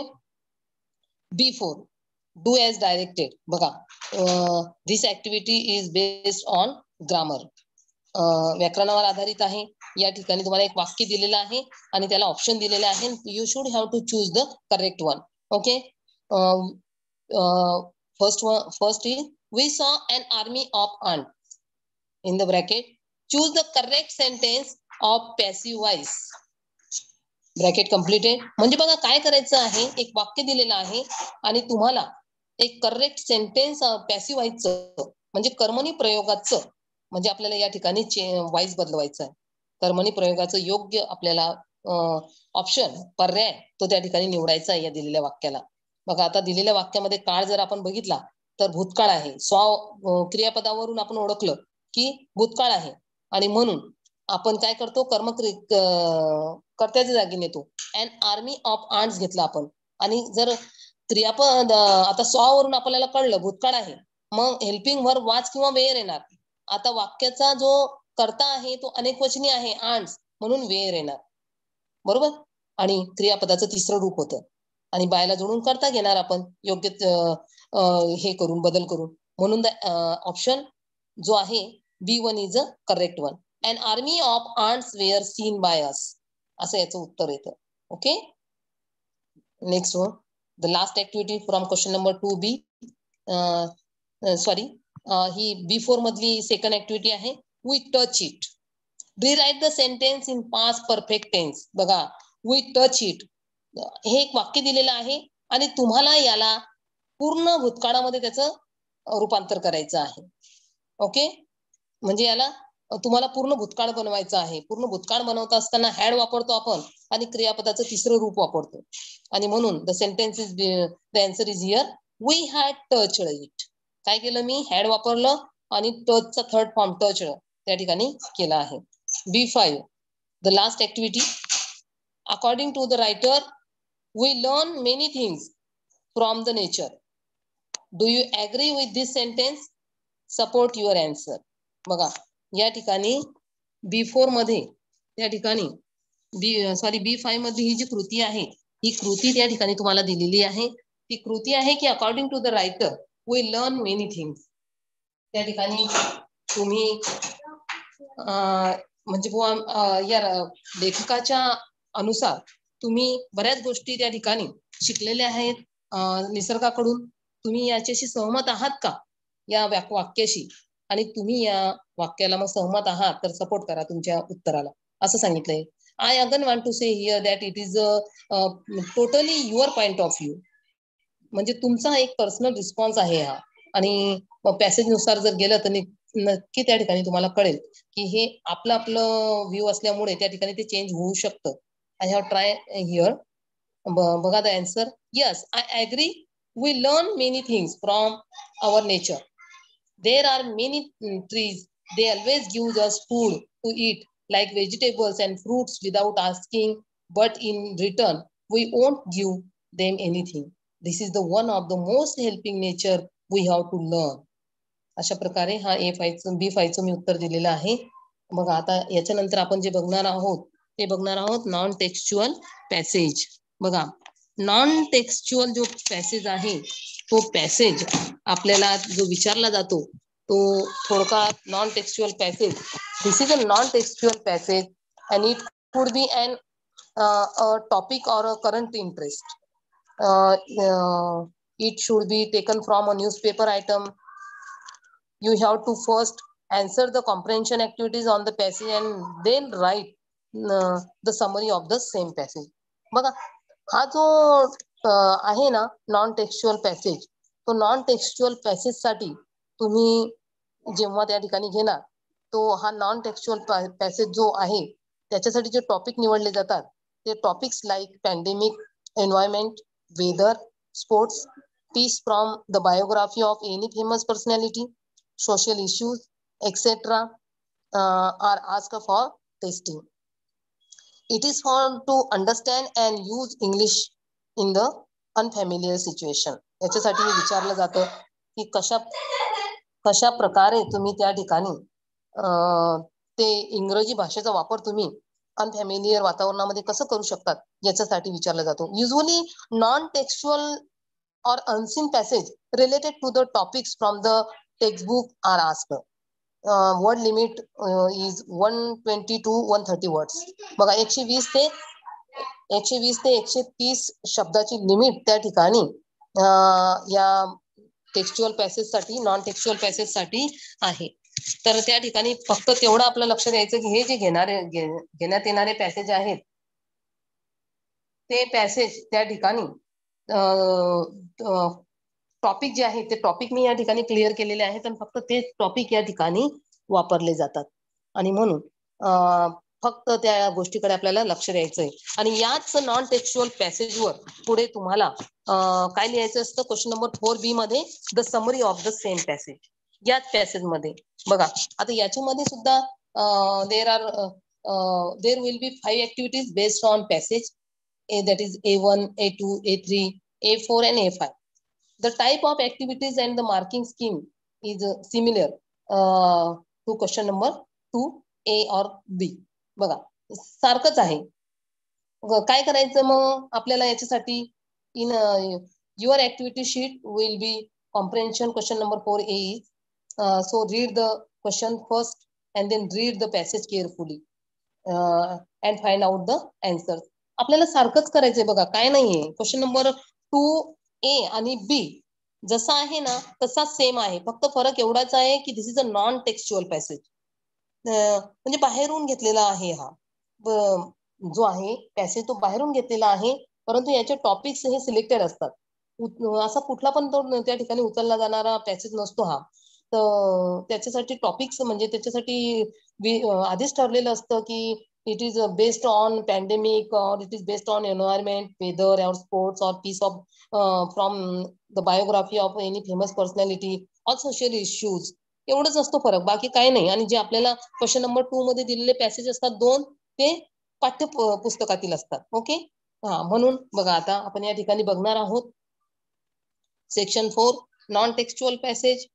बघा त्याच्या which is asked for 10 marks. बघा 10 मार्कासाठी विचारला जाणारा तुम्हाला हा भाग आहे आणि त्याच्यामध्ये पण सेम कृती आहेत. मग you should have to read first the activities and then passage carefully. Okay, म्हणजे आपल्याला ऍक्टिव्हिटी आधी वाचायची आहे, म्हणजे जेणेकरून आपण जे वाक्य बघा ऍक्टिव्हिटी मध्ये वाचणार ना तेच आपल्याला त्या ठिकाणी पॅसेज रीडिंग करताना पटकन जर दिसलं तर अरे हे आपण इथं दिलेलं आहे बरं का, मग आपण तिथं हातामध्ये पेन्सिल जर असेल तर आपण हा हे आपल्याला भेटलं इथं, असं आपण त्या ठिकाणी करू शकतो. A1 बघा कृती A1 complete the sentence with the help of the information given the passage. बघा या ठिकाणी आपल्याला दिलेला आहे A4 मध्ये जे दिलेली आहे पहिली कृती, त्याच्यामध्ये complete the sentence with the help of the information given the passage. आणि तिथं शब्द म्हणजे थोडक्यात बघा रिकाम्या जागा आहेत, म्हणजे इन्फॉर्मेशन देणारे त्या ठिकाणी अशी रिकाम्या जागा आहेत. आता याच्यामध्ये फक्त शब्दच नाही तर थोडासा भाग जास्त घेतलेला आहे बघा. In olden days the sage living in forest had done and dash dash. आणि जर आपण वाचलं तर त्या ठिकाणी आपल्याला त्याचं उत्तर त्या ठिकाणी भेटतं की तुमच्या पॅसेजमध्ये जर तुम्ही बघितलं तर त्या ठिकाणी एक 5व्या-6व्या ओळीमध्ये खाली त्या ठिकाणी उत्तर भेटेल की excellent job of maintaining our forest, असं याचं उत्तर आहे. त्याच्यानंतर second one, dash dash is an important step in protecting and developing our forest. बघा या ठिकाणी पण सांगितलेलं आहे. याचं उत्तर जर आपण बघितलं तर याचं उत्तर साधारणपणे वन महोत्सव असं येतं. Van Mahotsav is an important step in protecting and developing our forest. Third one is our forest covers dash dash of countries land area. तर किती हा जर आपण बघितला तर आय थिंक हा सेकंड ओळीमध्येच बघा तुम्हाला दिलेलं आहे covering 1/5 of countries land area, म्हणून 1/5 is a correct answer. Last one is forest are important sources of, बघा हे पण पहिल्या ओळीत आहे उत्तर दिलेलं, सोर्सेस ऑफ नॅचरल वेल्थ असं आलेलं आहे. बघा फक्त व्यवस्थित वाचलं की लगेच कळेल. ए to complete the following wave with wealth supplied by forest. बघा त्या ठिकाणी दिलंय की जी एक वेब दिलेली आहे ते वेब आपल्याला कंप्लीट करायची आहे. The wealth supplied by the forest. कोणती कोणती वेल्थ त्या ठिकाणी फॉरेस्ट कडून आपल्याला मिळते, मिळकत आहे ती जंगलाची, ती आपल्याला या ठिकाणी लिहायची आहे. आणि बघा वेब उत्तरामध्ये वेब काढलेली आहे, जशी दिली आहे तशीच काढलेली आहे. फक्त आपण आपले मुद्दे जे 4 विचारलेले आहे प्रत्येकाला अर्धा मार्क ते योग्य रीतीने लिहायचं आहे. बघा तर पहिलं बघा आन्सर मध्ये the wealth supplied by the forest is the timber for the railways and buildings. The wealth supplied by the forest is bamboo for cooking. The wealth supplied by the forest is fuel or cooking. The wealth supplied by the forest is medical herbs. बघा या ठिकाणी हे जे sentence आहे ना तुम्हाला भेटेल, नेमकं जे मध्ये दिलेलं असतं ना ते जर तुम्ही पॅसेजमध्ये शोधलं तर त्याच्या जवळपास आन्सर आपल्याला त्या ठिकाणी मिळू शकतात. तर फक्त लक्ष द्यायचं आपल्याला. बघा next activity that is A3. बघा which is vocabulary based. Match the antonyms of the given words from the passage which is asked for 2 marks. बघा 2 मार्कासाठी विचारली जाणारी आहे. अँटोनिमस विरुद्धार्थी शब्द, परत तेच आपण मागेच बघितलं. तर या ठिकाणी जे विरुद्धार्थी शब्द दिलेले आहेत त्यांच्या जोड्या त्या ठिकाणी आपल्याला लावायच्या आहे. बघा ए मध्ये दिलंय डिस्ट्रॉय, अपिअरिंग, फॉरेस्टेशन आणि आर्टिफिशियल. बी मध्ये दिलंय बघा नॅचरल, डिफॉरेस्टेशन. त्याच्यानंतर प्रोटेक्ट देन डिसअपिअरिंग. बघा काही शब्द आपल्याला लगेच पटकन लक्षात येतात, फॉरेस्टेशन आणि डिफॉरेस्टेशन हे आपल्याला पटकन म्हणजे विरुद्धार्थी शब्द आहे हे कळतं. त्याच्यानंतर destroy and protect, appearing, disappearing आणि आर्टिफिशियल, नॅचरल. अशा प्रकारे याचं उत्तर आपण त्या ठिकाणी देऊ शकतो. बघा A4 activity do as directed, which is this activity is a grammar based activity which is asked for 2 marks. There are 2 activities, each contains 1 mark or ask for 1 mark, totally 2 marks. Okay, first one is बघा आता पहिली कृती या ठिकाणी तुम्हाला दिलेली आहे की forest were ruthlessly cut down in the past few years. In the bracket, frame a WH question to get the underlined part as an answer. बघा त्या ठिकाणी ruthlessly याला अंडरलाईन केलेलं आहे आणि तुम्हाला प्रश्न बनवायचा आहे. WH प्रश्न बनवायचा आहे की ज्याचं उत्तर अंडरलाईन केलेला शब्द यायला पाहिजे. आणि म्हणून आता या ठिकाणी फॉरेस्ट वेअर रुथलेसली, तर कसे, हाऊ असं जर म्हटलं तर त्याचं रुथलेसली असं होतं. आणि म्हणून हाऊ वरून प्रश्न सुरू होतो. हाऊ सहाय्यकारी क्रियापद दिलेलं आहे were. How were forest cut down in past few years. In past few years. बघा दुसरं वाक्य दिलेलं आहे. they supply the fuel for cooking and the bamboo for paper making. They write the sentence using not only but also. बघा या ठिकाणी तुम्हाला एक वाक्य दिलेलं आहे आणि सांगितलेलं आहे की याचं उत्तर तुम्ही नॉट ओनली बट ऑल्सो ने लावायचं. Not only and but also ने लावायचं. हा ओके. बघा आता काय करायचंय, नॉट ओनली बट ऑल्सो ने आपण काय करतो, दोन वेगळे नाऊन असू शकतात किंवा दोन वेगळे क्रियापद असू शकतात जे आपण जोडतो. ओके, म्हणजे दोन विरुद्ध नाऊन, विरुद्ध नाही म्हणणार परंतु दोन नाऊन किंवा दोन क्रिया या आपण जोडतो नॉट ओनली बट ऑल्सो ने. तर या ठिकाणी बघू आपण काय आहे. बघा दिलेलं जे वेगळं आहे ते दिलेलं. तर त्या ठिकाणी कुकिंग आणि मेकिंग ह्या दोन क्रिया ज्या आहेत, क्रियापद हे दिलेले आहेत वेगळे, आणि म्हणून त्याला आपल्याला नॉट ओनली आणि बट ऑल्सो ने जोडायचंय. मग पहिली जी क्रिया दिलेली आहे कुकिंग, बघा त्या ठिकाणी दिलेली आहेत की नाही, तर त्या ठिकाणी आपल्याला त्याच्या आधी आपल्याला वापरता येईल. म्हणजे they supply not only the fuel for cooking आणि अँडच्या ठिकाणी but also the bamboo for paper making. बघा म्हणजे नेहमी अँडच्या ठिकाणी बट ऑल्सो आपल्याला तो अँड आपल्याला काढून टाकायचा असतो, तिथं बट ऑल्सो लिहायचं असतं, आणि म्हणून तिथं बट ऑल्सो आलेला आहे म्हणून अँड गेलेला आहे. आणि त्याच्या आधी आपण नॉट ओनली यूज केलेलं आहे करतेच्या नंतर दे सप्लाय म्हटलेलं आहे आपण त्याच्यानंतर घेतलेलं आहे नॉट ओनली. आता बघा A5 personal response which is asked for 2 marks आणि the question is why should we protect our forest. आपण आपल्या फॉरेस्टचं, जंगलाचं संरक्षण का करायला पाहिजे असं प्रश्न आहे. आणि मी या ठिकाणी जे उत्तर दिलंय, it's my point of view, your point of view also important. So you should add your own point here. We should protect our forests because they are important source of natural wealth. It helps for raining and it reduces pollution. असं थोडक्यात मी या ठिकाणी सांगितलेलं आहे. बघा आता याचा जो शेवटचा भाग आहे, बघा क्वेश्चन नंबर 4B चा, दॅट इज अ समरी. बघा या ठिकाणी तुम्हाला क्वेश्चन नंबर 4B दिलेला आहे ऍक्टिव्हिटी शीट मध्ये. Read the above given extract, question number 4A, carefully and write the summary of it. Suggest a suitable title.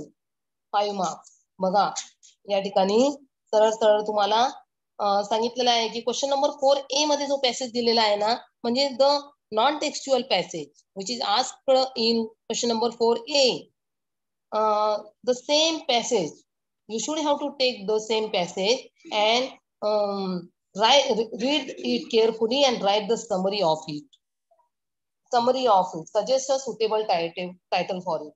Okay, म्हणजे बघा जो क्वेश्चन नंबर 4A मध्ये तुम्हाला अनसीन पॅसेज दिला आहे ना, तोच पॅसेज तुम्हाला या ठिकाणी घ्यायचा आहे, आणि तो पॅसेज घेतल्यानंतर त्या ठिकाणी त्याला तुम्ही व्यवस्थित वाचायचं आहे आणि त्याला टायटल सुद्धा द्यायचे, सजेस्ट सुटेबल टायटल. आणि याच्यासाठी तुम्हाला 5 मार्क सांगितलेले, 5 मार्क आहे. बघा आता मार्किंग स्कीम जी आहे ती कशी आहे. जेव्हा तुम्ही टायटल देणार, it has 1 marks. For central idea or theme it has 2 marks, and use of appropriate language it has 2 marks, total 5 marks. बघा त्या ठिकाणी तुम्हाला एकूण 5 मार्क या ठिकाणी दिलेला आहे, आणि ते 5 मार्क तुम्हाला टायटल साठी 1, सेंट्रल आयडिया साठी 2 आणि योग्य वापर भाषेचा त्याच्यासाठी 2 मार्क दिलेले आहेत या ठिकाणी तुम्हाला. बघा आता या ठिकाणी जेव्हा तुम्ही पॅसेज समरायझेशन करणार, तेव्हा समरायझिंग करताना काय करायचं आहे, the student should express the theme or maybe the gist of the passage in their own words. म्हणजे बघा, you should have read the passage carefully which given in question number 4A, that is the unseen passage, and you should express the theme in your own words. Or the student should use appropriate vocabulary, grammar and language while summarizing. जेव्हा तुम्ही summary लिहिणार तेव्हा तुम्ही त्या ठिकाणी योग्य शब्दांचा, व्याकरणाचा त्या ठिकाणी आणि भाषेचा वापर करायचा आहे. किंवा the student should avoid, what should you avoid, तुम्हाला या ठिकाणी अवॉइड करायचंय काही गोष्टी you should have to delete, काही गोष्टी डिलीट करायच्या आहेत. what actually you should have to delete or you should have to avoid the exact repetition of sentences while summarizing, and students should not express their own opinion. बघा काही वेळेला repetition असतं वाक्यांचं, ते repetition पुनरावृत्ती तुम्हाला टाळायची आहे आणि तुम्हाला तुमचे एक ओपिनियन जे आहेत किंवा मत आहे ते तुम्हाला एक्सप्रेस करायचे नाही याच्यामध्ये. फक्त तेवढ्या गोष्टी त्या ठिकाणी लक्षात घ्यायच्या आहे. म्हणजे काय करायचं आहे, read the given passage again and again. जो पॅसेज दिलेला आहे त्याला पुन्हा पुन्हा वाचा, किंवा बघा काय सिलेक्ट करायचंय, काय सिलेक्ट करायचंय, इम्पॉर्टंट पॉइंट हातामध्ये पेन्सिल घेऊन, त्याच्यानंतर काय वाक्य पॅसेज मध्ये फॅक्ट्स आले आहेत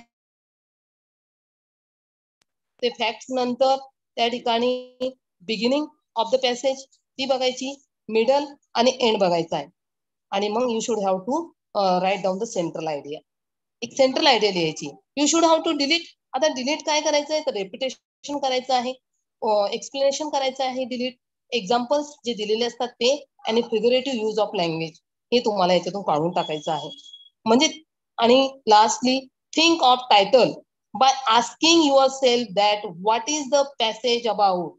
बघा एका शब्दात सांगायचं तर त्या ठिकाणी तुम्हाला काय टायटल साठी काय करायचं आहे, तुम्हाला think of title by asking your self that what is the passage about. बघा पॅसेज वाचत असताना त्याच्यामध्ये काही जे आहे ना शब्द म्हणजे ते कशाबद्दल सांगितलेलं आहे उतारा हे आपल्याला लक्षात येतं, आणि that thing is the title of the particular summary.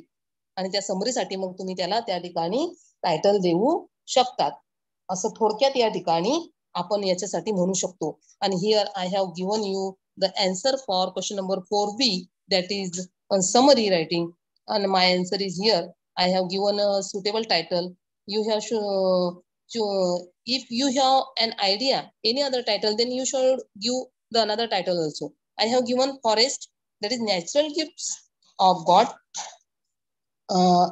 and the summary is the important natural resources like timber for railways, building and furniture making, fuel for cooking, bamboo for paper making, herbs to make medicines directly come from forest. So they are all important source of natural wealth. Our sages had their ashrams in the forest, which were centers of knowledge and learning. So our wonderful forests were protected by them in the past. But unfortunately, forests are disappearing due to various reasons. बघा या ठिकाणी हा मी थोडक्यात summary या ठिकाणी तुम्हाला दिलेली आहे. बघा the students which are very bright, they what they should do, they should read the passage carefully from question number 4A and underline the important points. They should have to delete the repetition, the explanation of examples, then figurative use of language. But the student who is very okay in English, for them I have given the clue for them, and that clue is when you solve question number 4A, the activity number A1 and A2 is the covering these two activities are covers the central idea of that particular passage. बघा जेव्हा तुम्ही बघा जे म्हणजे हुशार विद्यार्थी आहे त्या हुशार विद्यार्थ्यांसाठी त्या ठिकाणी समरी लिहिणं सोपं असतं, कारण ते त्या मुलांना इम्पॉर्टंट पॉइंटला अंडरलाईन करणं, रिपिटेशनला टाळणं किंवा एक्सप्रेशन वगैरे वगळणं हे सगळं कळतं. परंतु जे मुलं आहेत की ज्यांना खूप कठीण जाते इंग्रजी भाषा, मग त्या मुलांसाठी जर त्यांनी क्वेश्चन नंबर 4 A1 ही ऍक्टिव्हिटी केली असेल आणि A2 या दोन ऍक्टिव्हिटी जर त्यांनी फॉलो केल्या असेल तर त्या दोन ऍक्टिव्हिटीमध्ये सेंट्रल आयडियाला कव्हर करणारे सगळे पॉइंट आलेले असतात थोडक्यात. मग त्यांनी तिथून जरी त्या ठिकाणी ते उचलून वाक्य जर इथं ठेवलं आणि एक टायटल दिलं तर निश्चितपणे त्यांना पूर्ण नाही परंतु काही मार्क या ऍक्टिव्हिटीमध्ये पडू शकतात. So I think my part is done here. To mister Nagesh Patil to continue the activity sheet here. Thank you for watching me. and I think you should have to. I want to give the charge of this activity sheet of guidance to Mr. Nagesh Patil. Thank you. Bhale madam. हाँ sir बोला. Yes, sir. हो हो continue करते ना. Okay okay.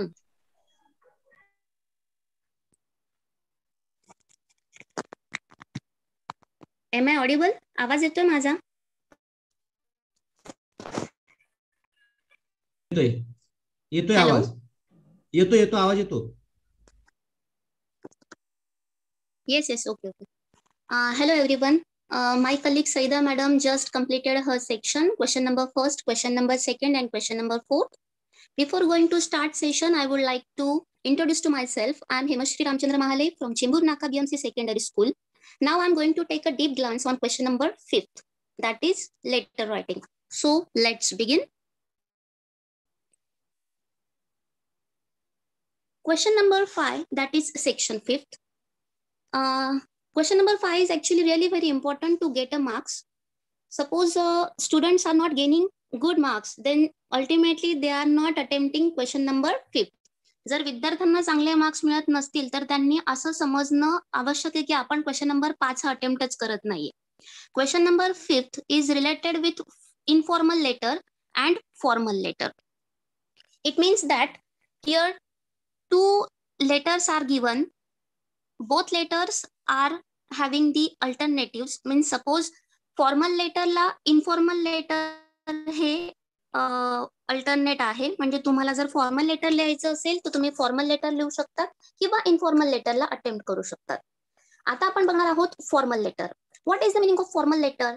Actually it having its own meaning. Informal means have no any kind of formalities here. इथे आपल्याला कोणत्याही प्रकारच्या फॉर्मॅलिटीज कंप्लीट करण्याची आवश्यकता नाही. म्हणजेच काय की whenever we are going to write the letter of informal letter, we just have to use a very formal or a very friendly language.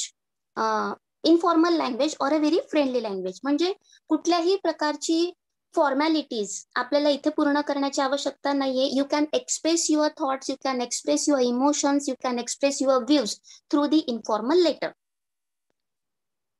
Then marking scheme of the informal letter. Marking scheme म्हणजे काय तर marks कशा पद्धतीने distribute केलेले असतील. Senders name and address with date have an half marks. अर्धा mark हा सेंडरच्या नावासाठी आणि सेंडरच्या ऍड्रेससाठी असतो. म्हणजेच काय पाठवणाराचं नाव आणि पाठवणाराचा पत्ता. त्याचसोबत आपल्याला डेट ही मेन्शन करावी लागते. Then we must have to write salutation. What is the meaning of salutation? You already friendly with that salutation. Salutation म्हणजे काय तर आपण जनरली डिअर पप्पा, डिअर आई, डिअर ब्रदर या पद्धतीने लिहितो. Then introduction, salutations carries half mark. Then introduction have a 3 points, body of the letter, concluding line and complimentary clause. It means that 2.5 marks containing your letter. म्हणजे तुम्ही ज्या विषयासाठी letter लिहत आहात ते विषय या ठिकाणी आपल्याला मांडावा लागतो. म्हणजे या ठिकाणी आपल्याला विषय हा एक्सप्रेस करावा लागतो. And 1 mark is given for your grammar. It means that whole and sole 5 marks is distributed like this.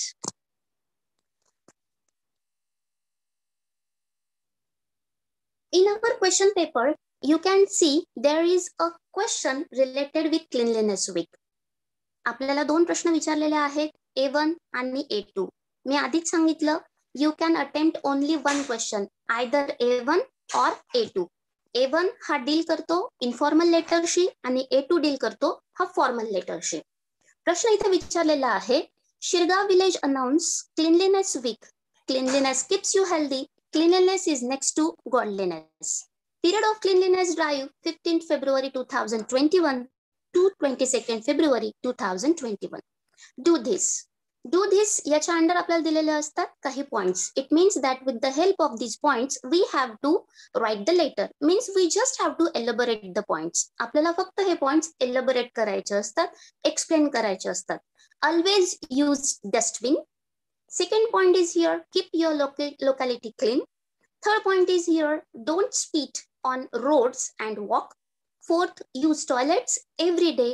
And fifth point, plant more trees. You can add your own point also. याच्या सोबत आपण आपले पण points add करू शकतो. आता विद्यार्थी मित्रांनो, आपल्याला इथे एक गोष्ट सहज लक्षात आलेली आहे की आपल्याला क्लीनलीनेस म्हणजे स्वच्छता अभियान जे आहे ते आपण आपल्या गावी हे केलेलं आहे. म्हणजे आपल्या गावी आपण त्याला साजरा केलेला आहे, वीक साजरा केलेला आहे, आठवडा आपण तो साजरा केलेला आहे. आणि त्याच्या रिलेटेड आपल्याला आता पत्र लिहायचं. इथपर्यंत ही गोष्ट क्लिअर झालेली आहे. पिरियड आपल्याला देऊन दिलेला आहे, म्हणजे कोणत्या दिवसापासून तर कोणत्या दिवसापर्यंत, या दोन गोष्टी क्लिअर झालेल्या आहेत. आणि महत्वाची गोष्ट की शिरगाव म्हणजे आपण सध्या पुरतं असं समजायचं की आपण आता सध्या आहेत विलेजस शिरगाव या गावाचे. Next slide. काय म्हटलं बघा इथे, A1 फॉर्मल लेटर काय म्हटलेलं आहे. Question is here, write a letter to your friend telling him how you celebrated cleanliness week. Make use of the points given in the poster. Also use your own points. This is an informal letter. Now the formal letter is there. A2. Write a letter to the Gram Sevak drawing his attention to the points given in poster. Also use your own points.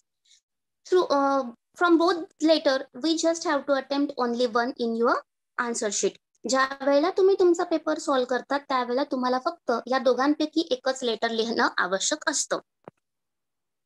आता first attempt आपण करणार आहोत informal letter.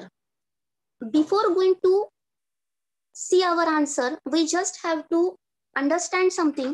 What about the pattern of that letter. Whenever we are going to write a letter, we must have to use block format. What is the meaning of block format?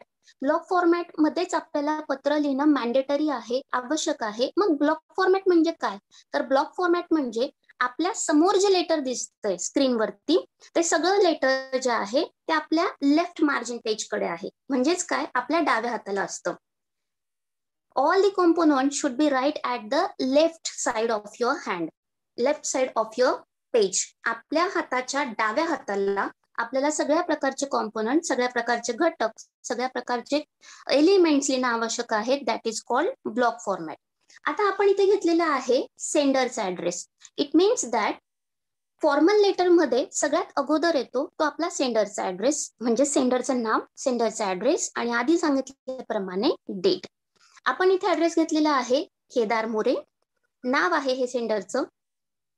5th अंकुर निवास, Shirgaon village, @, Shirgaon, Ratnagiri 415702, 24th of February 2021.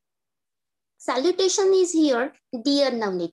Here you can write dear friend also. आपण dear फ्रेंडने पण सुरुवात करू शकतो किंवा directly मित्राचं पण नाव घेतलं तरी पण चालणार आहे.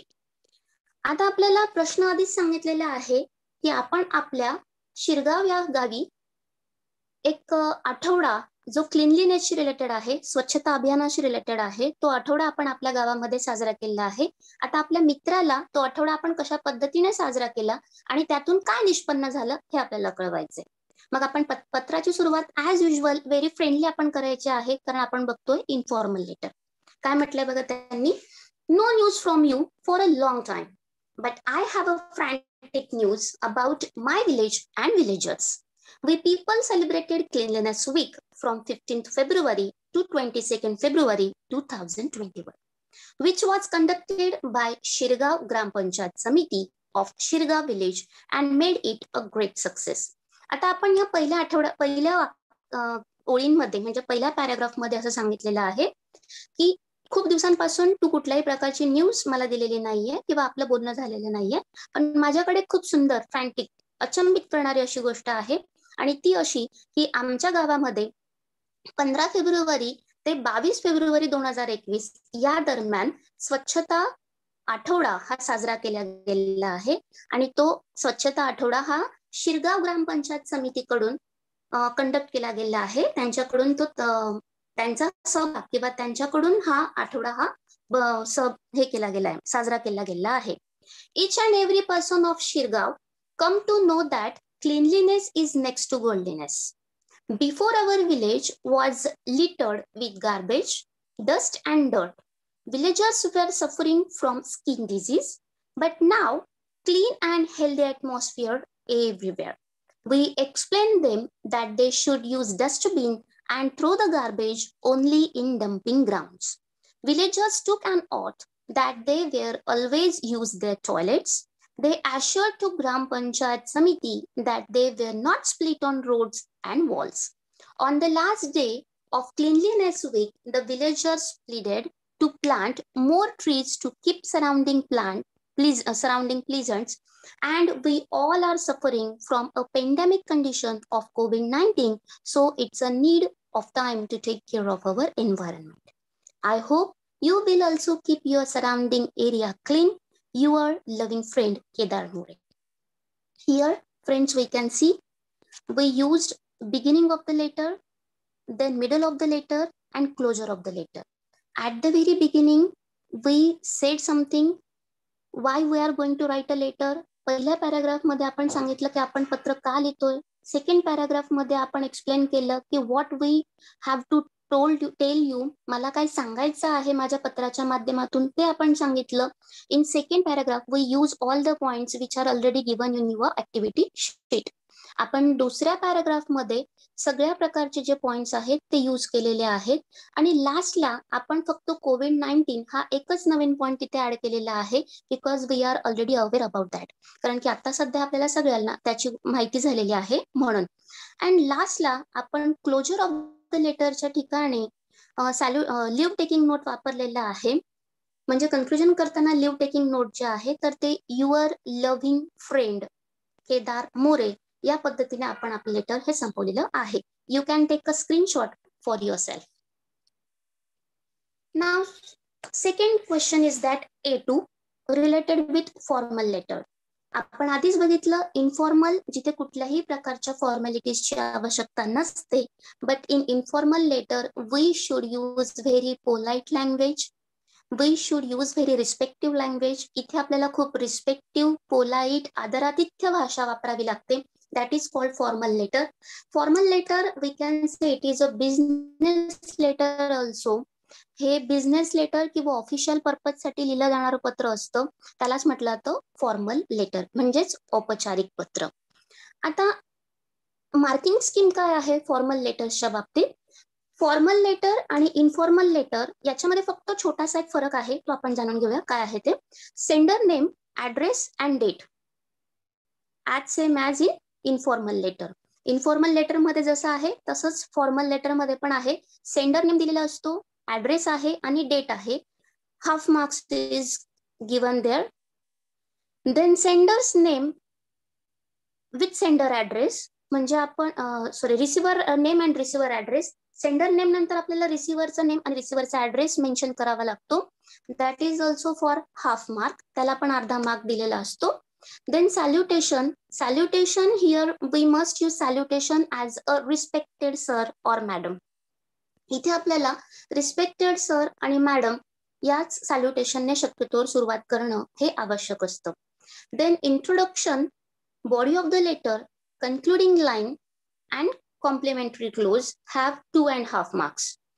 नंतर आपल्या संपूर्ण पत्राला म्हणजे सुरुवात करण्यापासून पत्र का लिहितोय आपण, कोणत्या कामासाठी लिहितोय आपण, आपलं म्हणणं काय आहे, या सगळ्यांसाठी आपण 2.5 मार्क्स हा दिलेला असतो. And 1 mark is given for grammar. म्हणजेच काय की in this letter we have to write 2 addresses. Means 2 addresses are required, are mandatory. 2 addresses हे आवश्यक आहेच आहे फॉर्मल लेटर मध्ये.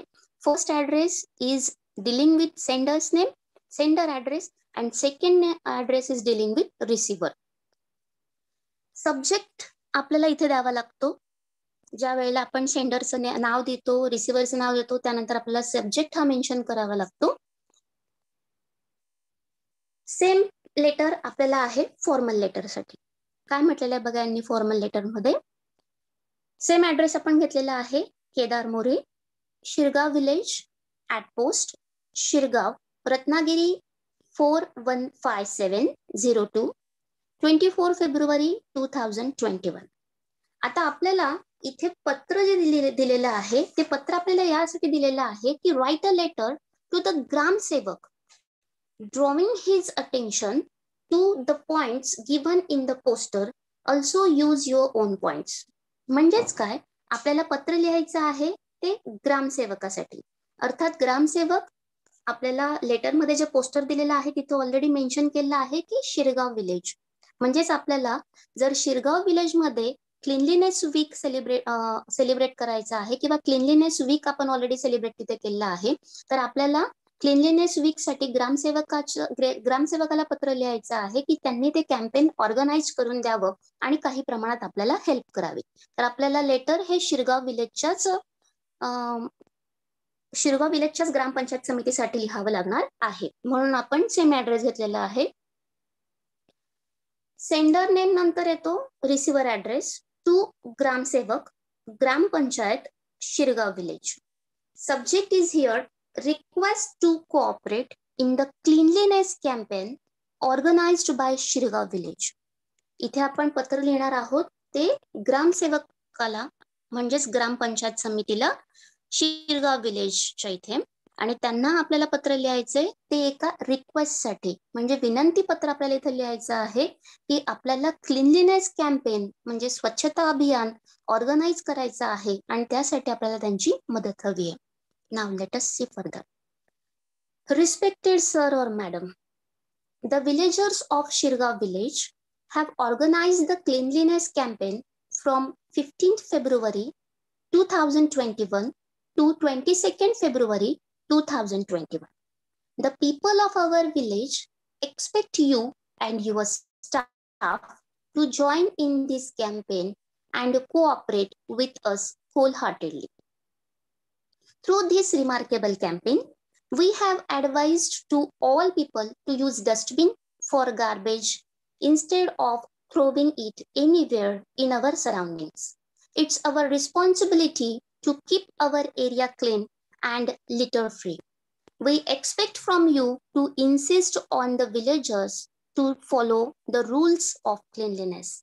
One more request from all villagers is kindly provide us necessary material and equipment during the cleanliness week. We decided that through this campaign, each person will plant at least one tree to keep our environment clean, pleasant and fresh. This is my request. Please kindly join and cooperate with us. Thanking you, yours truly, Kedar More. इथे आपण एक गोष्ट लक्षात घ्यायला पाहिजे की आपण इथे दोन गोष्टी पाहिलेल्या आहेत. एकतर म्हणजे आपल्याला लेटर लिहिताना, फॉर्मल लेटरमध्ये लेटर लिहिताना ब्लॉक फॉर्मॅटचाच वापर करायचा आहे. इनफॉर्मल मध्ये पण आपण ब्लॉक फॉर्मॅटचाच वापर करतोय.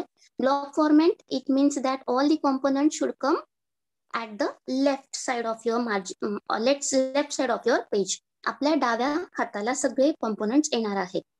त्यानंतर आपण एक गोष्ट इथे अशी पाहिलेली आहे की लास्टला जी लिव्ह टेकिंग नोट असते तिथे आपल्याला युअर्स ट्रूली या पद्धतीची लिव्ह टेकिंग नोट आपल्याला तिथे मेन्शन करावी लागेल, किंवा yours faithfully, you can right yours faithfully also और युअर्स सिन्सिअरली ऑल्सो. आपण तिथे 3 प्रकारचे सॅल्युटेशन्स, 4 प्रकारचे सॅल्युटेशन्स वापरू शकतो. Yours faithfully, yours truly, yours sincerely, yours obediently. Such a kind of leave taking notes we can use in formal letter. Question number 5B. Question number 5B चं काय सांगितलेलं बघा आता. Question number 5B is dealing with dialogue writing or drafting a speech. It means that you just have to attempt one question from these. Either you can write dialogue writing or you can write drafting a speech. B1 or B2, do any one of the following for 5 marks. First of all, we are discuss about dialogue writing. Dialogue writing having 3 segments. First segment is prepare a dialogue from the jumbled sentence for 1 mark. Complete the dialogue for 1 mark. Write a dialogue of minimum 3 meaningful exchanges having 3 marks. It means that dialogue writing having a 3 segments for 5 marks.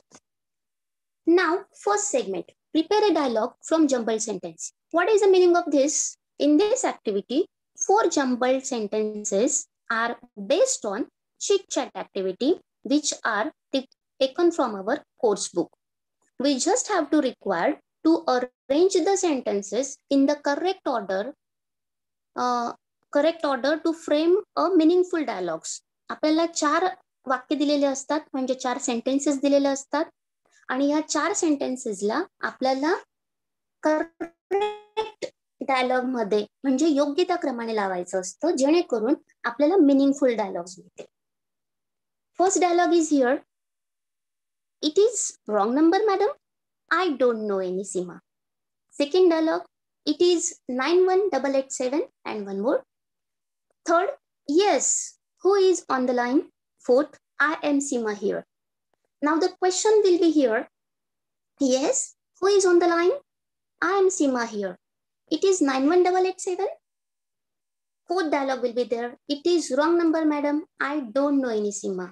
It means that from the jumbled order, we just have to put the order in a proper sequence. आपल्याला फक्त जे 4 dialogue दिलेले असतात ते 4 dialogue योग्य त्याप्रमाणे meaningful होतील, अर्थपूर्ण होतील अशा पद्धतीने आपल्याला ते लावणे, योग्य क्रमाने लावणं हे आवश्यक असतं. Now B segment is here. Complete the following dialogue. Complete the following. It means that 2 dialogues are given here and we have to fill the correct answer of that dialogues. Generally आपल्याला इथे 2 प्रश्नच विचारलेले असतात आणि त्या 2 प्रश्नांची उत्तरं as per our knowledge, as per our interest we just have to fill. आपल्याला फक्त त्या 2 आन्सर्स आपल्याला फिल करायचे असतात. In this activity both questions are also based on our chit chat section which is come from your course book. आपल्या course book मधल्याच ही activity आहेत, कुठून बाहेरून आलेल्या नाहीयेत. हॅव्हिंग 1 मार्क, या ऍक्टिव्हिटीला सुद्धा 1च मार्क असतो. Would you like to join the navy force? प्रश्न विचारलेला आहे, would you like to join the navy force? आता उत्तर हे प्रत्येक व्यक्तिपरत्वे ऍज पर द स्टुडंट, प्रत्येकाचं हे वेगवेगळं असू शकतं. Here my response is yes, I would like to join navy force. मला आवडेल नेव्ही फोर्स जॉईन करायला. Why would you like or don't like to join the Navy force? ज्या विद्यार्थ्यांनी आधी म्हटलेलं आहे no I would not like to join, मला नाही आवडणार, तर त्यांचा हा रिस्पॉन्स इथे निगेटिव्ह होणार आहे. ज्यांना आवडतंय त्यांचा रिस्पॉन्स हा पॉझिटिव्ह होणार आहे. इथे उत्तर दिलंय बघा. Why would you like or don't like to join Navy forces? Here the response is there. It would be offered a great opportunity to secure a future and through this I would serve my nation. इथे response असा दिलेला आहे की या navy फोर्सच्या माध्यमातून भरपूर अशा वेगवेगळ्या अपॉर्च्युनिटीज मिळत राहतील आणि सगळ्यात महत्वाची गोष्ट म्हणजे याच्या माध्यमातून मी माझ्या राष्ट्राचंही रक्षण करू शकणार आहे.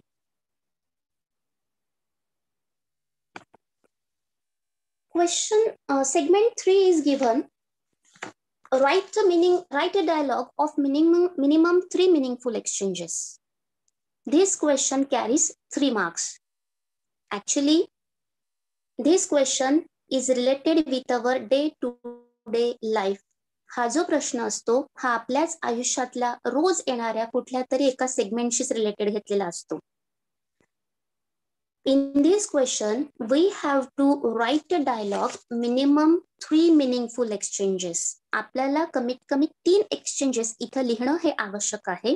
म्हणजेच काय की आपल्याला 3 मार्कांसाठी अर्ध्या मार्काप्रमाणे एक डायलॉग म्हणजे इन ऑल 6 डायलॉग, आपल्याला 6 डायलॉग लिहायचे असतात, पण एका व्यक्तीकडून 3 डायलॉग या पद्धतीने 3 मिनिंगफुल एक्सचेंजेस आपल्याला लिहावे लागतात. काय विचारले बघा इथे, importance of reading. Here question is given importance of reading म्हणजेच काय की वाचनाचे महत्व काय. उत्तर काय दिलंय बघा. Shruti sed, do you think that reading would develops our imagination skill? Shruti नावाची एक मुलगी आहे, ती असं म्हणते की तुला असं वाटतं का की आपलं इमॅजिनेशन स्किल जे आहे, कल्पनाशक्ती जी आहे आपली, तर ती रीडिंग केल्याने वाढते असं? Shreya have a response. Shreya sed, yes, I think so because reading provides us a great thoughts. Shruti again said, whenever I read, I feel sleepy and bored. Shreya said, it's obvious because good habits are not put into us over a night. It gives us knowledge and information, enriches our vocabulary, it gives us pleasure and fun and many more. Don't think about the feeling like sleepy and bored. take it as a good hobby. Shruti said, really, I should read only for getting good marks in examination, but from now I should read for pleasure and fun, for making for knowledge and imagination. Thanks a lot. इथे आपण आपल्या पद्धतीने सुद्धा आपल्याला योग्य वाटेल त्या पद्धतीने as simple as sentence frame करून आपण लिहू शकतो. सोप्या सोप्या भाषेमध्ये लिहिले तरीही मार्क मिळणारच असतात. फक्त प्रश्न अटेम्प्ट करणं हे आवश्यक आहे. Now I already told you that dialogue writing having an or with drafting a speech. Dialogue रायटिंगला एक और आहे ज्याचं नाव आहे drafting a speech. B2 question असतो हा. याच्यामध्ये काय दिलेलं असतं dialogue writing drafting a speech मध्ये? Drafting a speech involves a short paragraph, means we have to attempting to write a short paragraph with the given points. आपल्याला एक छोटासा पॅराग्राफ लिहिणं इथे अपेक्षित आहे. अर्थात तो पॅराग्राफ हा आपल्याला दिलेल्या पॉइंट्सच्या माध्यमातून लिहायचा असतो. You have to deliver speech in an inter-school competition on how to achieve great success in life. Prepare a speech with the help of the points given in the following web chart. आपल्याला इथे एक छोटासा प्रश्न असा विचारलेला आहे की inter school competition मध्ये तुम्ही एक स्पीच देणार आहात, ज्या स्पीचचा सब्जेक्ट आहे how to achieve great success in life. आणि त्यासाठी आपल्याला काही पॉइंट्स दिलेले आहेत. Work with passion, planning to achieve it, sincerity, self confidence, sacrifice, practice, perseverance in hard work or smart work, execution of the plan, concentration on health, and last, following the example of success. What will be the answer? Now answer is here.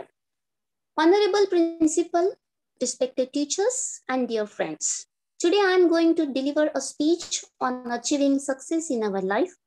Actually friends, each and everyone has a different concept of success, but from my view some factors are impact on our each's mind, such as work with passion.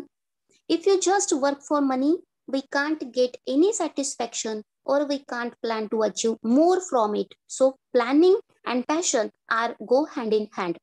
Apart this, self-confidence, sacrifice, more practice in the journey of success are also valuable. We can't get anything in first attempt, so perseverance is more important to prove yourself. Do smart work rather than hard work. Execute your plan by heart with all these things. Health is wealth. Remember this. So do more exercise for health. On our earth, many examples are here who are a great personalities and we can say them as a successful person, like Ratanji Tata, Elon Musk, Virat Kohli, Mukesh Ji Ambani, etc. Let us face challenges of life. Let us be successful.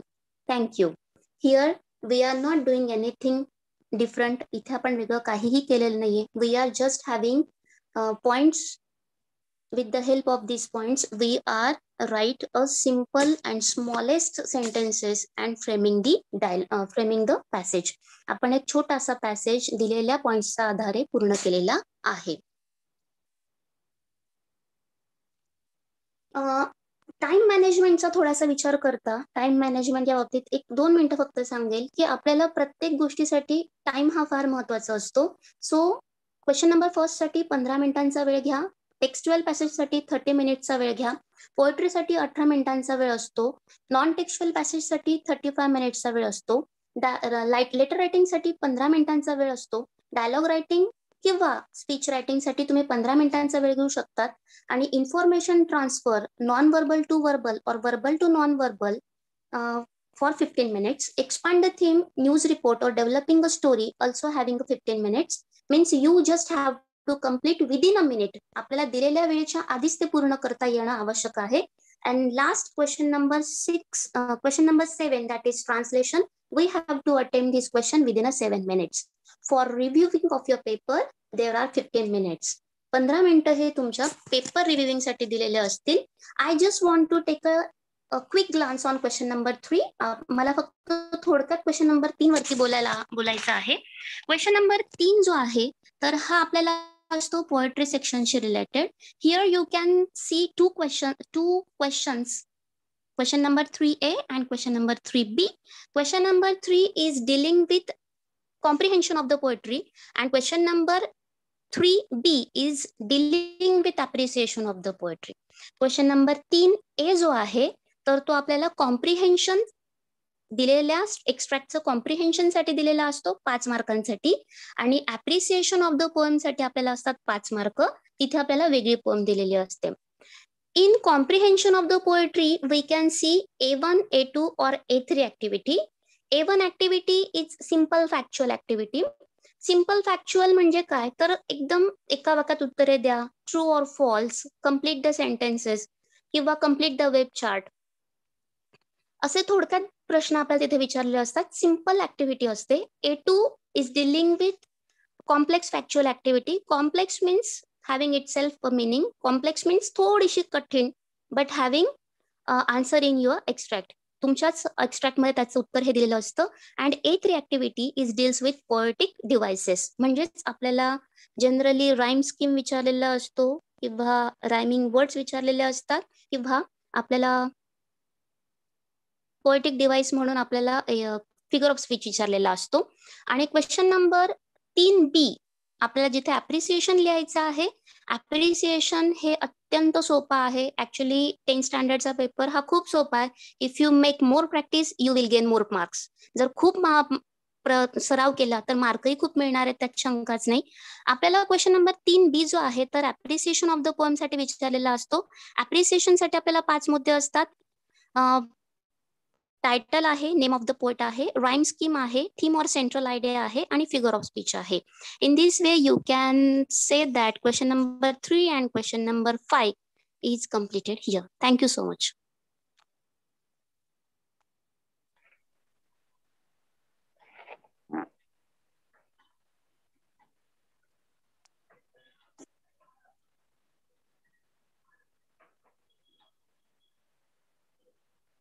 हो sir, करू का share? हा सरकार.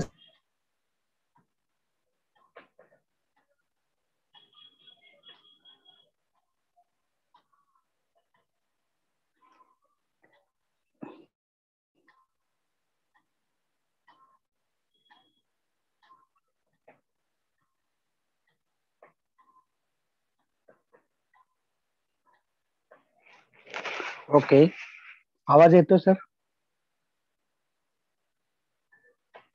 Hello, येतोय sir, आवाज येतोय. Okay, thank you. Thank you, Mahali ma'am and Patan ma'am. Before I'm going to start my session, I would like to welcome all students.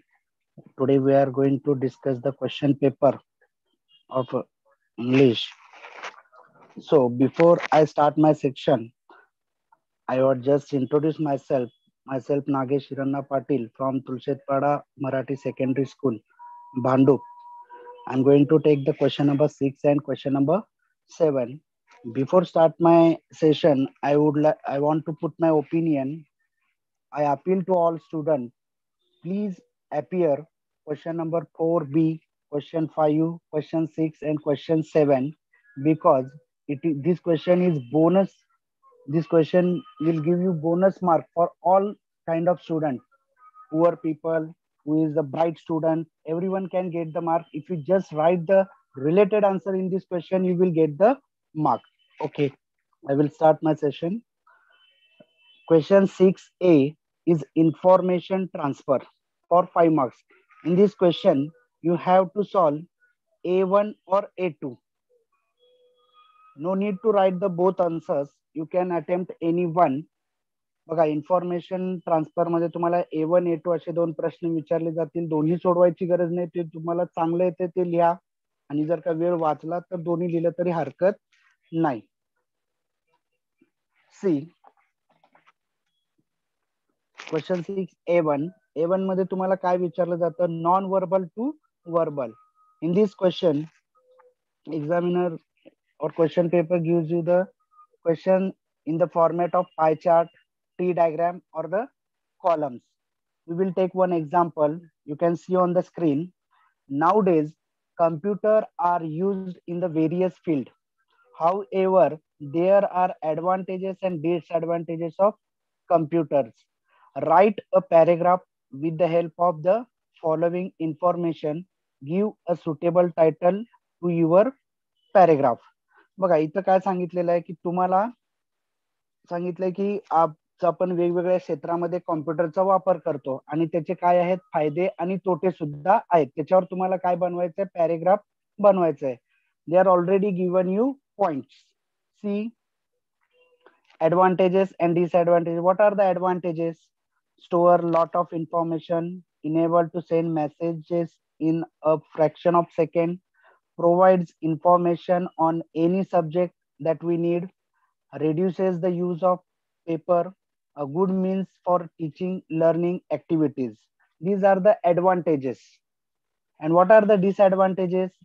Rising unemployment, harmful to health, particularly to eyes, backbones, etc.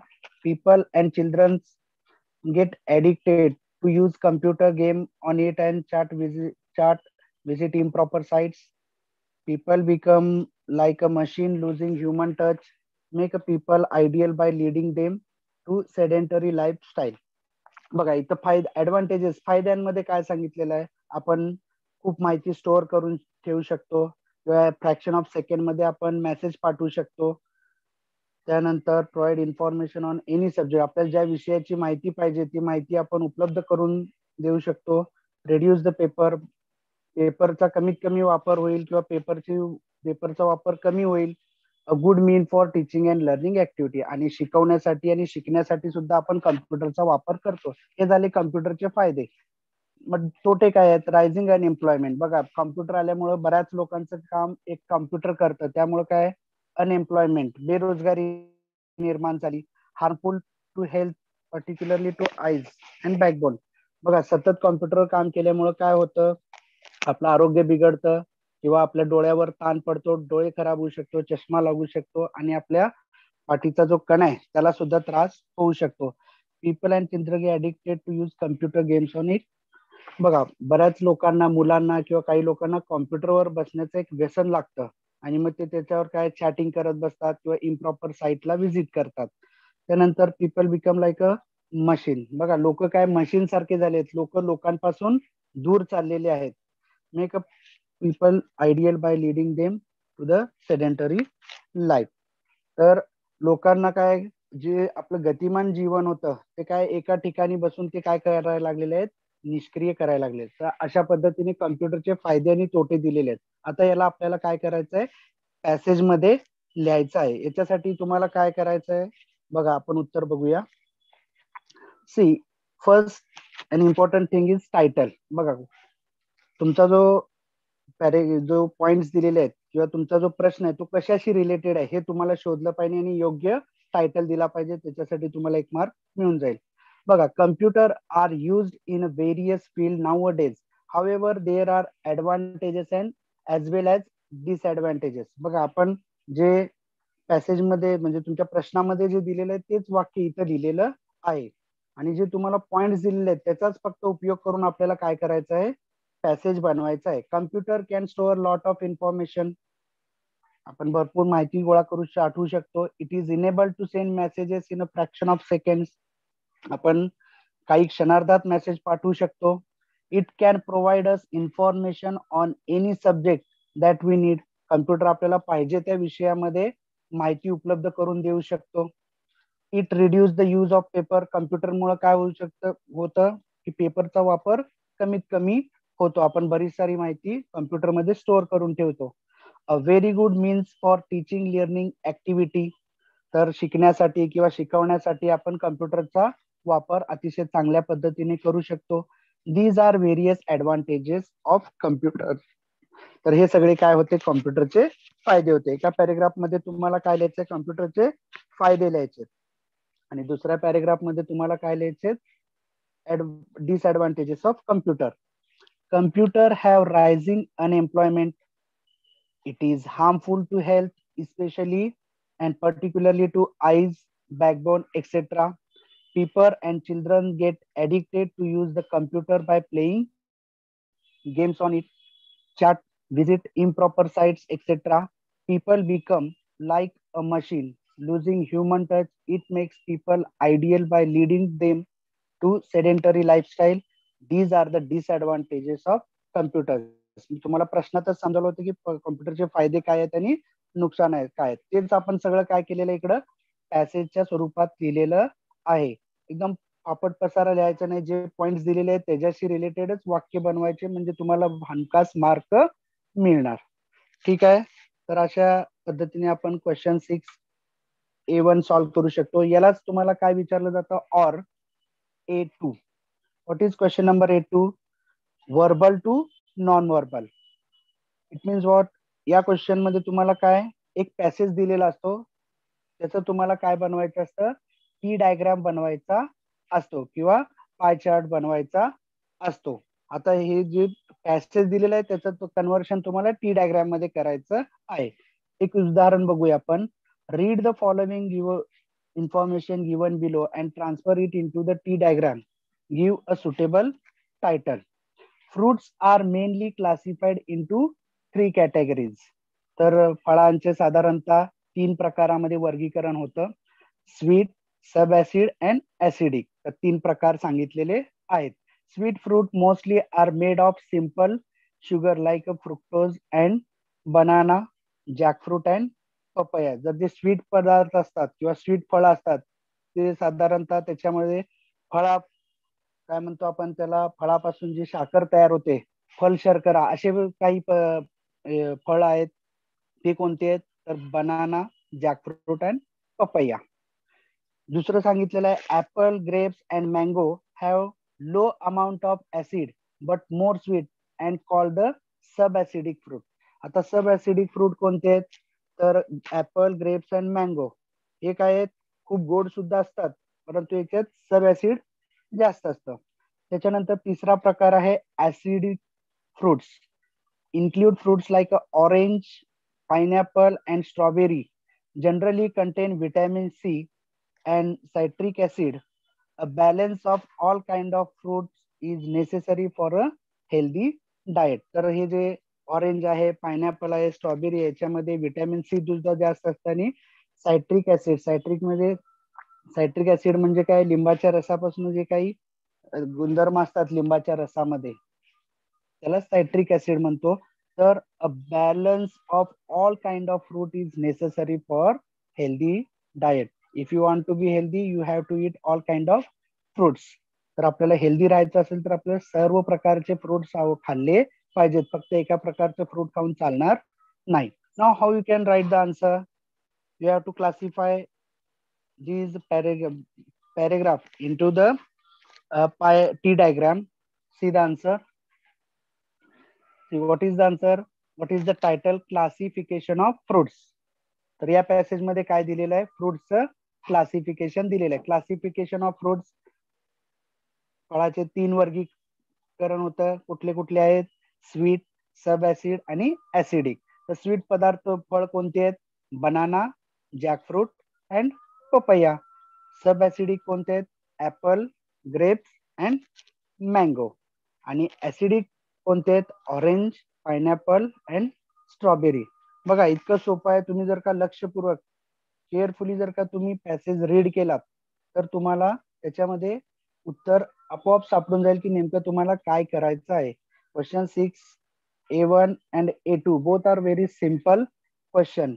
You can attempt both question if you have time, otherwise you have to attempt any one.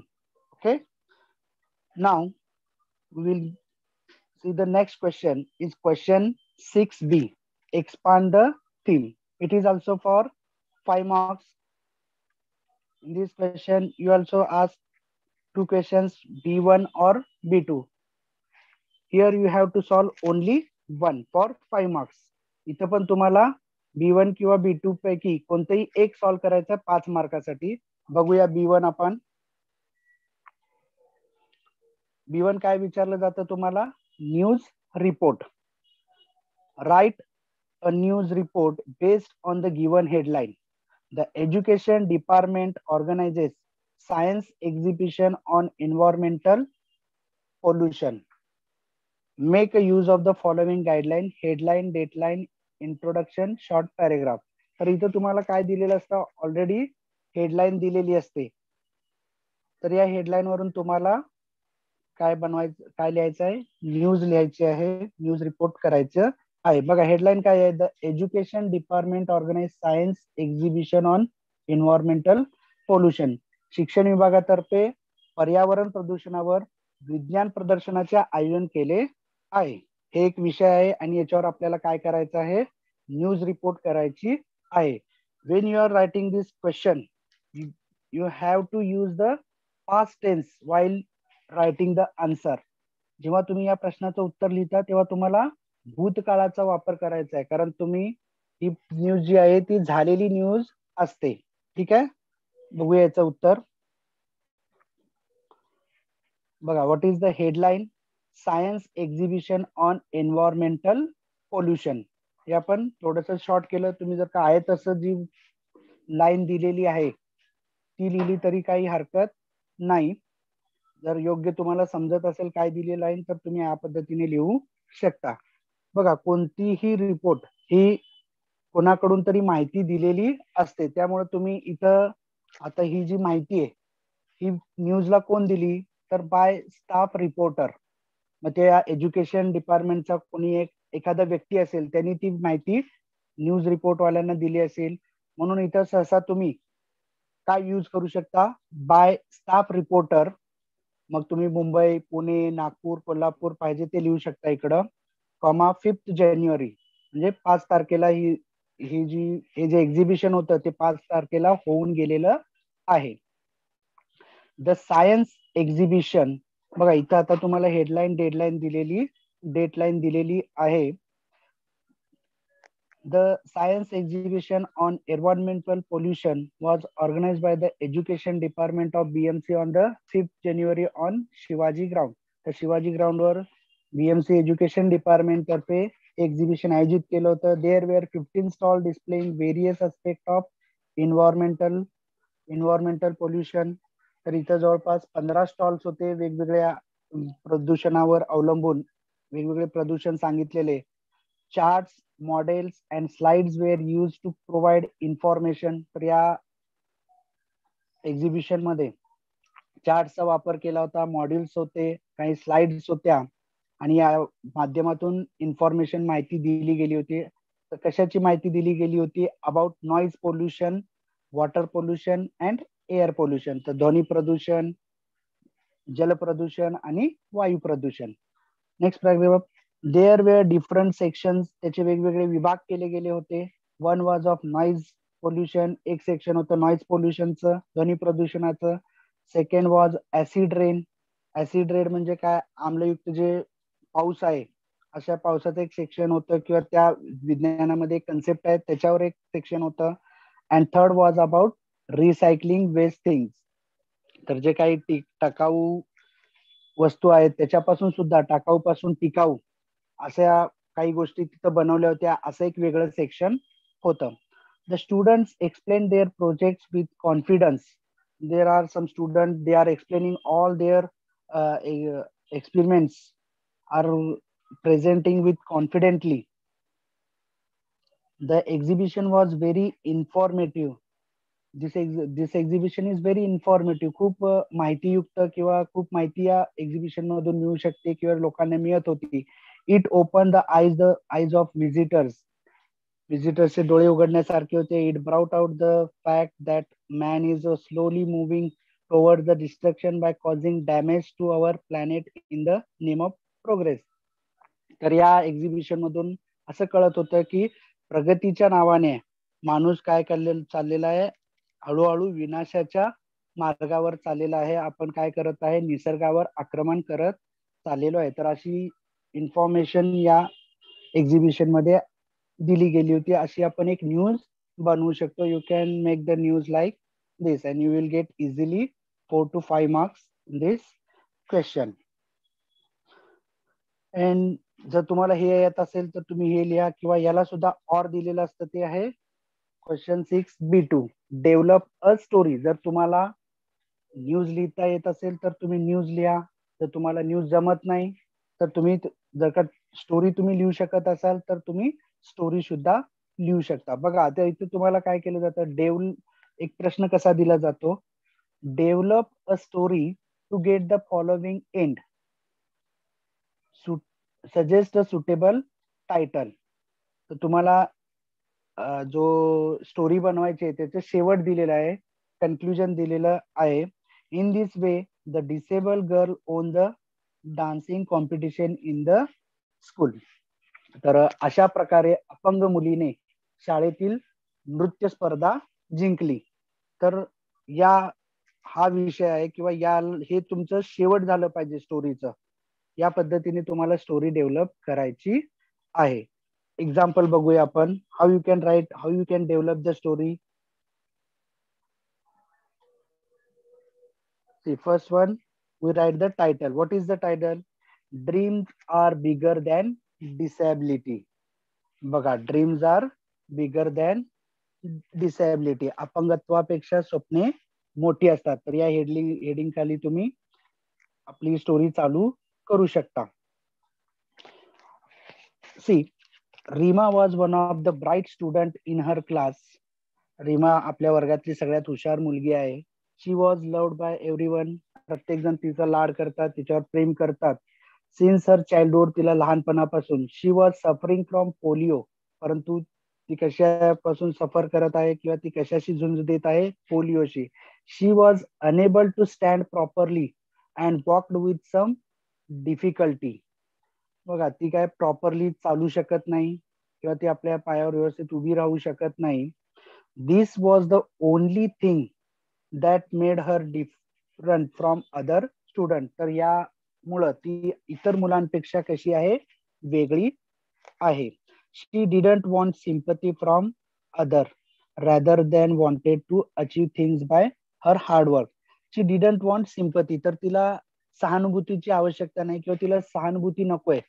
तर तिला काय पाहिजे? त्याऐवजी तिला काय पाहिजे? Wanted to achieve things by her hard work. तर तिला तिच्या मेहनतीने, परिश्रमाने तिला तिचे गोल अचीव करायचे आहेत. She loved to watch the dance competition and had a dream of dancing on stage. बघा, she loved to watch dance, तिला डान्स बघायला आवडतं. She had dream of dancing on the stage, तिचं स्वप्न आहे की मी स्टेजवर डान्स केलं पाहिजे.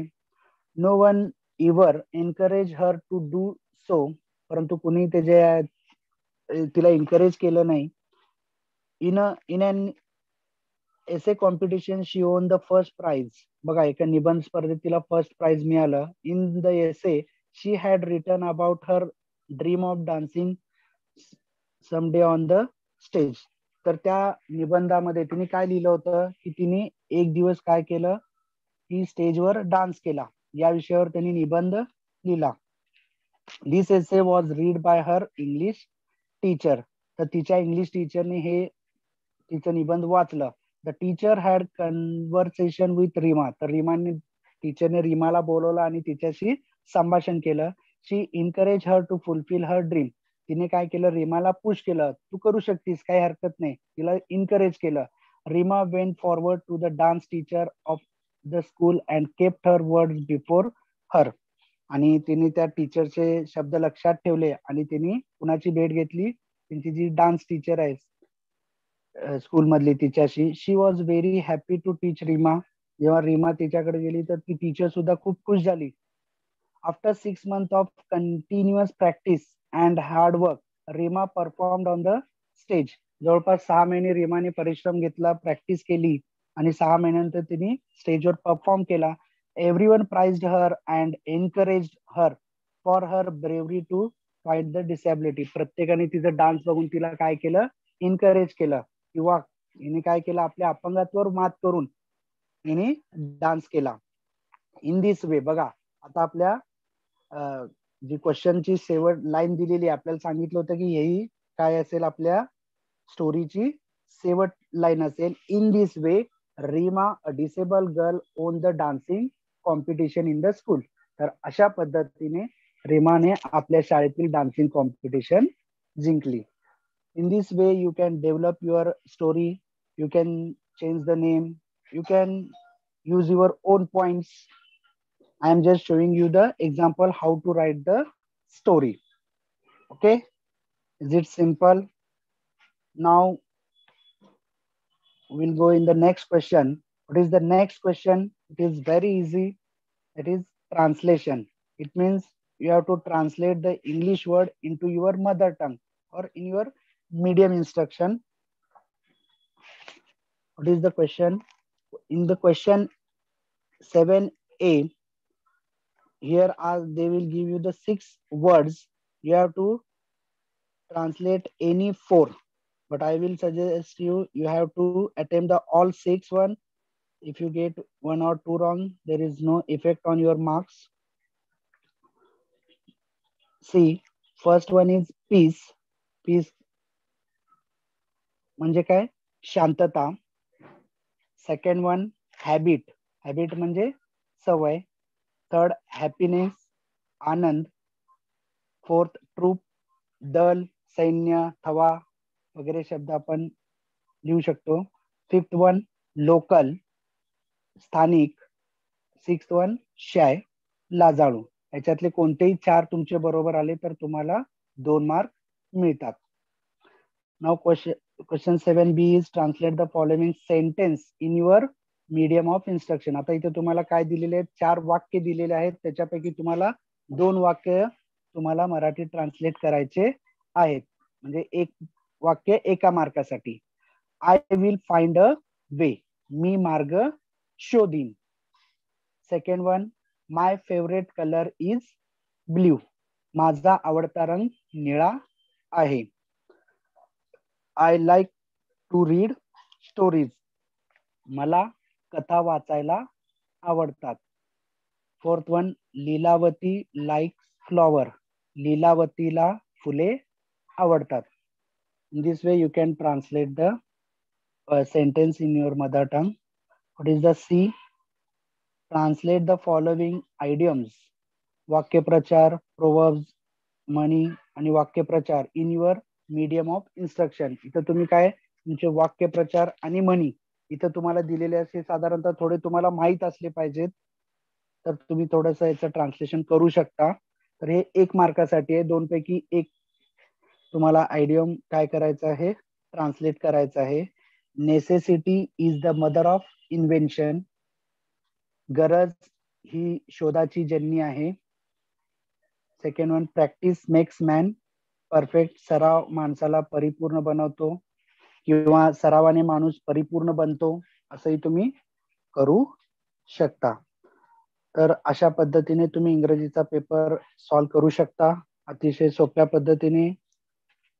पठाण मॅडम, महाले मॅडमने आपल्याला समजावलेलं आहे की प्रश्न सगळे कसे अटेम्प्ट करायचे, कसे सोडवायचे, कसे मार्क्स मिळवायचे. अतिशय सोप्या पद्धतीने सगळ्यांनी सांगितलेलं आहे. ठीक आहे, इथं आपण थांबूया. थँक्यू. आणि सेक्शन संपवण्याच्या आधी मी आज आम्हाला मार्गदर्शन करण्यासाठी माध्यमिक विभागाचे सन्माननीय विभाग निरीक्षक डायस मॅडम असतील, खाडे मॅडम असतील किंवा वरिष्ठ अधिकारी असतील आणि आपले CNO मगर सर असतील, सचिन कांबळे सर असतील, तर या सर्वांनी आम्हाला गायडन्स करण्यासाठी संधी दिली. त्यामुळं पठाण मॅडम, महाले मॅडम आणि माझ्याकडून मी या सर्वांचे आभार मानतो आणि धन्यवाद मानतो. थँक्यू.